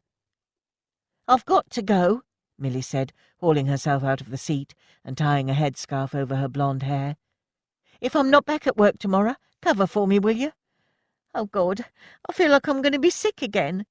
She rushed for the door, but Annie was on her feet in a second. "You ain't going anywhere without us." "That's right," said Pearl softly, taking her bag. "You're going to need help getting home afterwards." "Thank you," Milly sobbed, surrendering to her tears. Annie had never seen her so petrified, and suddenly she too felt afraid. "You're not alone," she said, linking her arm through Milly's. "That's right," Rose smiled, tucking a wisp of her hair under the headscarf. "Thanks, girls," Milly replied tremulously, her eyes vast pools. "Let's get this over with." The girls walked in silence down Cable Street, eyes darting nervously about. The rain had eased off, and the narrow cobbled road was steaming. The air was soupy with sulphurous smells. The thick odour of garlic sausage and smoking fish mingled with wet concrete was making Milly gag. A sharp November wind cannoned down the street, cutting her face far sharper than any of Curly's razors could. "Down here," she said, jerking her head towards a dark passage that led to a tumble-down court, flapping with laundry strung from side to side. A curious smell of garbage and rotting meat pervaded the oppressive courtyard. Above, a vast sign, "Smoke Players Navy-Cut Cigarettes." A small Jewish grocery was open for business, along with an assortment of other stores, the floors above crowded with rooms housing God knows how many families. Next to the grocer was an inconspicuous door. Milly coughed and adjusted her headscarf, her heart hammering out of control. She glanced to her left. Playing in the gutter was a raggedy assortment of boys playing gobs. Further up, 2 girls were carefully unloading an old pram piled with coke and bits of timber and scrap. One of the girls surveyed her curiously through huge black eyes. Behind them another pram, this one with an actual baby in it, tucked up under the blanket, sound asleep. Someone had tied a piece of string from the wheel to the door knocker to stop the pram blowing away. The detail plucked at Milly's heart. Deep in the tenements and in the depths of poverty, someone had taken care to preserve and nurture life. And now she was about to destroy it, because it didn't suit her circumstances. The truth hit her like a hot wind. She'd always imagined she didn't want children, but now she saw with perfect clarity that she did, or rather, she wanted Samuel's child. "I've got to get out of here," she cried, wheeling round and stumbling from the courtyard. Back at Annie's, and overwhelmed by the day's vicissitudes, Milly didn't even have the energy to hide her despair from Elsie. "You're expecting, aren't you?" said Elsie, sitting down heavily opposite her at the scrub table. "And I'm assuming it ain't Curly's." Milly went to protest, but Elsie eyed her shrewdly. Don't play me like a tuppenny whistle. I know an expectant woman when I see one. Milly nodded. The girls stood behind her chair, flanking her protectively. Quite the council of war, aren't we, girls? Elsie said, eyeing them beadily. Did you know about this, Annie? She didn't know, not really, and certainly not about the baby, Milly protested. Never mind that, Elsie replied. What we going to do about it? The room was filled with a heavy silence, the only sound the tap, tap, tap of Elsie's slippered foot on the floorboards. I can't go through with it else. The words came out of Milly in a shudder. I can't get rid of this baby. But what's the alternative? Disappear for 9 months? But Curly, oh Christ, he'll come after me. Her face was bone white and her hands started to shake. He'll kill me. He'll actually kill me. Elsie stood up creakily and walked to the scullery, where she poured a glass of cool lemonade and passed it into Milly's hands, urging her to drink. The drink was cool and sweet, settling her churning stomach. There is another way, dear girl. Which is? She asked warily. The flames from the gas mantle played on Elsie's face, but her expression was unreadable. If you've got to stoop down to the gutter, for God's sake, pick something up. Milly stared blankly. I don't understand. Why must it be Samuel's baby? Milly set her glass down with a thump. You mean? Pass it off as Curly's, Annie gasped behind her. Elsie nodded, her eyes as dark as midnight. But Curly ain't daft, Milly cried. We haven't been, familiar with each other in months. Besides, I must be at least 8 weeks gone now. The dates won't tally up. When a man wants something badly enough, he'll believe anything. Go home and make your peace with him. A heavy silence fell over the room. Milly felt a ring of steel enter her soul. Elsie was right. The smell of frying mince hit Rose as she wearily climbed the stairs after leaving Annie's. Inside their rooms, Maureen was stirring a pan with one hand and smoking a cigarette with the other. I always said she was fur coat, no knickers, she crowed. What are you talking about? Milly and her artful ways, Maureen sniffed, tipping her ash into a broken cup. Whose was it, Curly's or that RAF chap she's been having it off with? Rose felt her cheeks colour. Did it work? Maureen demanded. Did what work? Maureen shook her head. Don't come the innocent, she sniffed, turning and pointing the wooden spoon at Rose. You forget I know everyone down Cable Street worked down there, didn't I, huh? You was seen. Rose was mortified. Who? What are you, a bleeding owl? Maureen snapped, her voice rich with scorn. Ah, don't tell me no more, she said, turning back to her mince. I don't want to know. Anyway, it'll probably end up at the bottom of the boating lake in Vicky Park, along with all the other unwanted war babies. Rose felt herself gag at the savagery of her mother's words. But this loose behaviour, this, my girl, is why we're leaving the East End. Mum, not this again. I really don't want to. Don't answer me back, she ordered. I told you already we're done with the East End, and not a moment too soon by the looks of it. Rose stared at the warped floorboards. Tomorrow I'm going down the town hall again, and I'm going to kick up a right fuss.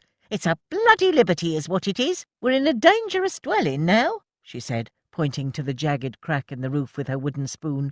We want relocating, and if they won't, then we'll move anyway. I've an aunt in Chigwell who's got a spare room. My mind's made up. What changed your mind? Curly asked, shutting the bedroom door softly behind them and leaning back against it in case Milly had a change of heart. You know, she muttered, peeling off her gloves and tossing them on the bedside table. I ain't getting any younger, and this war don't show any sign of ending. He stared at her for what felt like a very long time. I'm ready to be a mum, is all, she said defensively. Her top lip felt like concrete, and she swore she could feel her heartbeat pulsing in her fingertips. God in heaven, he would see through it. How could he not? I knew you'd come round. He pushed back off the door and walked slowly towards her, wetting his lips at the same time. She closed her eyes, hearing the soft thump of his jacket landing on the counterpane, the creak of the floorboards as his hands gripped her waist. She swallowed back bile. Oh, God, how could she go through with this? How? It was such a betrayal to Samuel's memory, to all the intimacy they'd shared. I'm going places, he whispered wetly in her ear as he fumbled with his fly buttons. They all want to work with me. Jack Spot, I'm in with all the Jews. I ain't unified. I'll even work with the Maltese. Now Sabini's been interned, I'll take over there. He was ranting now, his breath coming in hot rasps, emboldened by the prospect of what was to come. This is the start of something big, Millie, he vowed, stepping out of his trousers and lowering her onto the bed. And I want you by my side for it all. Please, Samuel, forgive me. He was on her in a flash, so excited he didn't see the tears seep down her cheeks. As his bony hips raked across hers, she cried out in despair. He mistook it for a cry of pleasure and pushed deeper and faster, the veins on his forehead knotting together. As he came to a shuddering climax, Milly balled her hands into fists over the sheets, silently screaming. Afterwards neither moved, Curly replete, Milly full of self-loathing. Weren't so bad, was it, girl? He grinned eventually, rolling off her and slapping her thigh. Tea, she offered in a hollow voice. No, lie there, he ordered, thrusting a pillow under her thighs. Let it take. You think it'll work first time? He smiled smugly. Did with Betty. Ain't nothing wrong with my little fellas. As he bounded down the stairs, whistling to himself, she collapsed back against the pillows and stared out of the window. Outside, a woman laughed. Loneliness and fear yawned in the fading light between the curtains.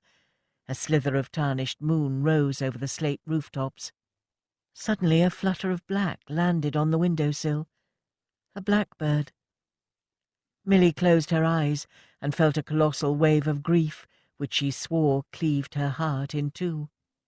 Samuel was everything that was gentle and handsome and good. Correction, had been. The only bright and good thing in her life had gone, and all that was left was rotten and sullied, all except one. Her fingers splayed over the cool flesh on her tummy.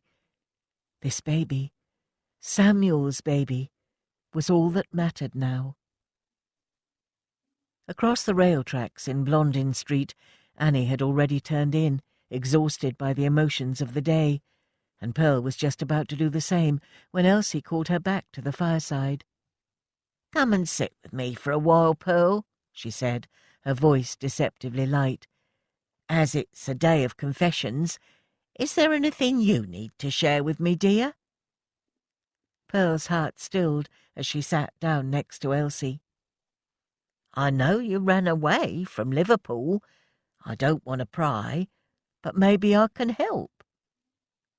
Pearl's pale, slender fingers pushed back the mass of dark hair from her face as she stared into the dying embers of the fire. She was tired, so tired of being afraid. "A trouble shared is a trouble halved," Elsie coaxed. "Where shall I start?" "From the beginning, dear." As she emptied her heart by the fireside, Pearl hoped this would be the end to the story. Part 3. Chapter 18. February 1944. The fifth winter of the war had crawled in like a limehouse fog, the coldest since it began, freezing lead pipes and turning the allotments into solid sheets of ice. There was little cause for merriment or cheer with the dawning of the new year, only weeks of back-breaking digging once the ice had thawed to keep the ground turned over. The girls were just heading there after work on a Thursday to discuss Annie's plans for crop rotation when Milly suddenly remembered something. "Oh, Mrs. Frobisher wanted me to pop in and see her quickly. I'll catch you up." "Milly," said Annie tactfully, resting her hand on her pal's swollen tummy, "why don't you get off home after you've seen Mrs. F. and rest?" "Rest? Whatever for?" she snapped. "I'm not dying. I'm expecting a baby." With that, she turned on her heel and hurried in the direction of the main office block. Honestly, she did wish people wouldn't try to wrap her in cotton wool. At 4 months gone, she'd never felt so well. As she passed through reception, a familiar photograph pinned to the notice board drew her eye, and she wandered over for a closer look. "I don't believe it," she gasped, unpinning the notice with a trembling hand. "My wife and I would like to pass on our gratitude to the workers of Bryant and May for the letter and handsome wreath which was delivered to our home in time for the memorial service of our son, Pilot Samuel Taylor. Your kind words and thoughts come as a great source of comfort during this time of mourning. Samuel greatly enjoyed his time spent helping to develop the Bryant and May allotments during his leave, and wrote often to tell us all about his admiration for the match girls and the friendships he had formed. We hope one day to visit and see the fruits of his labours. Making the decision to hold a service in which we honoured our beloved only son's life was not an easy one, but in light of recent news we felt it necessary as a means of accepting and coming to terms with our loss. Tears streamed down Milly's cheeks as she turned on her heel and took the stairs to Mrs. Frobisher's office 2 at a time. The welfare officer was locking up her glass-fronted medicine cabinet and whirled round in shock when Milly burst through the door. "When were you going to tell me about this?" Milly demanded, angrily brandishing the note. "Or were you just hoping I wouldn't see it? You had no right to keep news of his memorial from me." Even though privately Milly knew there was no way on earth she could have attended, it still hurt to have been deliberately kept in the dark. "Calm down, my dear," she soothed, rushing over and guiding Milly to a chair. "Please don't upset yourself. It won't do in your condition to be getting in a state." "It's a bit sodding late for that," she blazed. "Why didn't you tell me, and what do they mean in light of recent news?" "That's why I asked to see you," she said, drawing up a chair and tenderly taking Milly's shaking hands in hers. "There's no easy way to say this, but it seems that Samuel's navigator astonished everyone by turning up out of the blue last month at the home of his station commander." "What?" Milly breathed, flabbergasted. "He escaped capture and managed to walk and bicycle across France. Quite an epic journey by all accounts." But surely that means there's hope for Samuel too," Milly stuttered, feeling a brief jolt of joy. "I'm afraid that is an extremely remote possibility," Mrs. Frobisher replied quietly. "The navigator reported that after they were hit by flak, he and the rest of the crew bailed out. Only Samuel remained. I'm told it's protocol that the pilot is always the last to leave." "Protocol or not, Samuel would never have deserted his crew," Milly said loyally. Soon after the navigator's parachute went up, he saw the plane hit the ground and explode in a fireball. Milly remained motionless. He didn't see Samuel bail out. So, you see, my dear, to cling to hope in those circumstances is, dare I say it, futile." Milly felt her anger deflate, to be replaced by an aching chasm of sadness. The last shred of hope, the hope that had sustained her these past 3 months, was now dead. "And the memorial?" Milly whispered. "Why didn't you tell me? I'd have liked to have gone." Mrs. Frobisher gazed at her, her expression full of compassion and pity. "Oh, my dear, do you really think you could have turned up there?" she questioned delicately. She laid a tender hand on Milly's tummy. I think it would have been inappropriate." "You're right," Milly said, regaining her composure. "Well, thank you for telling me." She wasn't aware of leaving Mrs. Frobisher's office. Her body seemed to move of its own accord. All she could see was one image, Samuel pinioned by the G-force of his descent, desperately struggling to free himself as the burning aircraft corkscrewed to earth. She closed her eyes, but in the sudden darkness the ferocity of the flames just glowed brighter. As she walked outside to the yard and hurried to the allotments, the icy air hit her lungs, causing her to gasp, but the blast of air acted like a wake-up call. There and then, Milly made a decision. If she allowed it to, this news could destroy her. She could not buckle and surrender. She had to survive this, for Samuel and their unborn baby. As the allotment hove into sight, Milly made a snap decision not to tell the girls. She couldn't stand to see their pity, for she knew it would cause her to cry, and she worried that once the tears began, they might never stop. Annie was just in the middle of explaining her ambitious crop rotation plan when Milly joined them at the yard allotment. "There you are, Milly," said Annie impatiently, looking up from her allotment and garden guide. "Everything all right?" "Tickety-boo," Milly muttered. "Mrs. F. just wanted to know if I had my extra ration of orange juice." Pearl noticed how pale Milly looked, but knew better than to probe. "Good," Annie replied. "I was just saying how on plot A we'll have the green vegetables, plot B is peas, beans, onions and leeks, and C, potatoes and root crops." Rose stifled a yawn with the back of her wrist. "Am I keeping you awake?" Annie demanded.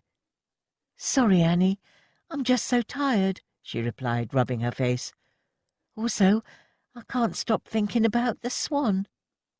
Earlier that day, the chairman had gathered them all in the yard to break the news that the Spitfire they'd paid for had been shot down by enemy fighters while carrying out a sweep from Cassel to Haysbrook. "He was Samuel's pal," said Milly, cradling her tummy. "Poor bugger, just trained as a lawyer before war broke out. He was going to look into my marriage, see if there was any way—" She broke off, looking like she was fighting off tears. "What's it matter now, anyway?" "You're quite sure you're all right, Milly?" Annie questioned. "Yeah, don't worry about me, girl," she replied, nailing on a smile. "I'm going to be fine. I have to be. Got this little one to think about now, ain't I?" Rose smiled and reached out to touch Milly's burgeoning belly. She was over 4 months gone now, and Pearl couldn't remember when she last saw a woman suit childbearing so well. Mrs. Frobisher had given permission for Milly to carry on working until she could no longer reach the conveyor belt, which seemed to suit her just fine. "And Curly?" Pearl ventured. "He's still buying it, if that's what you mean, ignorant chump.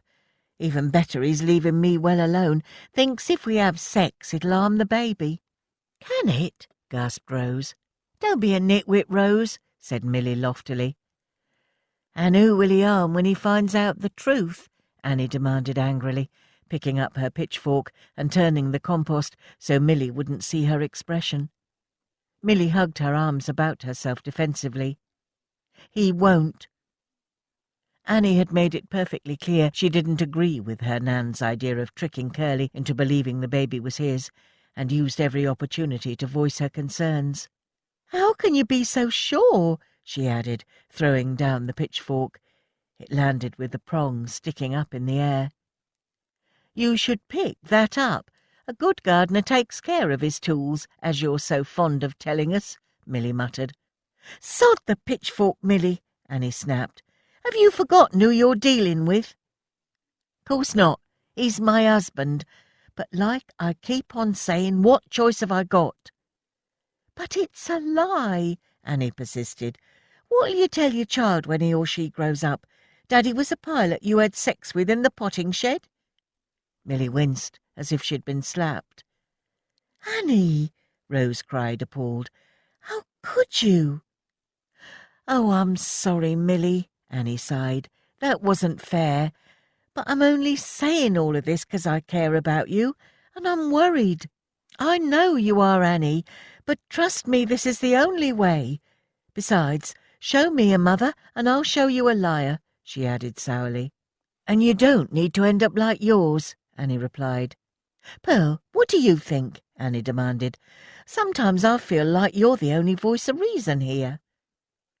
Pearl was grateful for the shadow of the factory walls which plunged her face into darkness.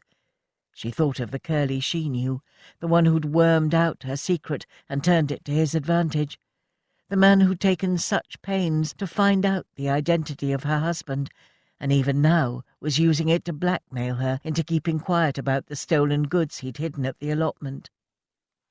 "Who deserves everything he's got coming?" rang a voice out of the darkness.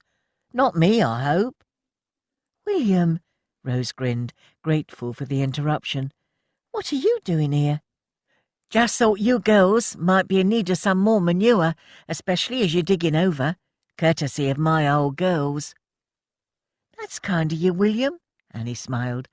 "But we were just thinking about heading home. It's getting too dark to work now. Plus it's freezing," Rose added, "and the skin on my hands is peeling off like paintwork."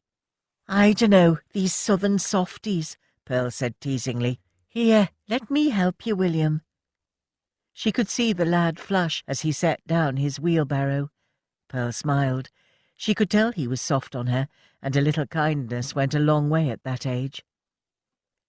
"You sure you don't mind staying to help?" Annie asked. "You go on. We'll be fine, won't we, William?" "Very well. I'll tell Nan you're coming. We'll wait for you before we eat tea." Pearl and William spent a companionable 20 minutes forking pig's droppings onto the compost and chattering about this and that before he picked up his wheelbarrow. He hesitated, a stain of colour flooding his cheeks. "I don't suppose you'd let me take you to the pictures tomorrow night?" The question took Pearl by surprise. "I'm chuffed, but don't you think I'm a bit old for you? You're only 14. 15 now, and I'm going places," he said proudly. "Got my own pig club, and I'm thinking of expanding." "Oh, William," she said gently, suppressing the smile she could feel twitching at the corner of her mouth. "One day you'll make some lucky girl very happy." "I shan't give up," he vowed, picking up his wheelbarrow and pushing it out of the allotment. He turned at the gate and threw her a cheeky grin. "You're everything a man could want." She smiled sadly. "If only you knew." Once he'd gone, Pearl sat down on the bench, lit a cigarette, and allowed her thoughts to wander. She shouldn't have said anything earlier about Curly. It wasn't her business. She'd already told Elsie too much about her past. Not that she regretted it.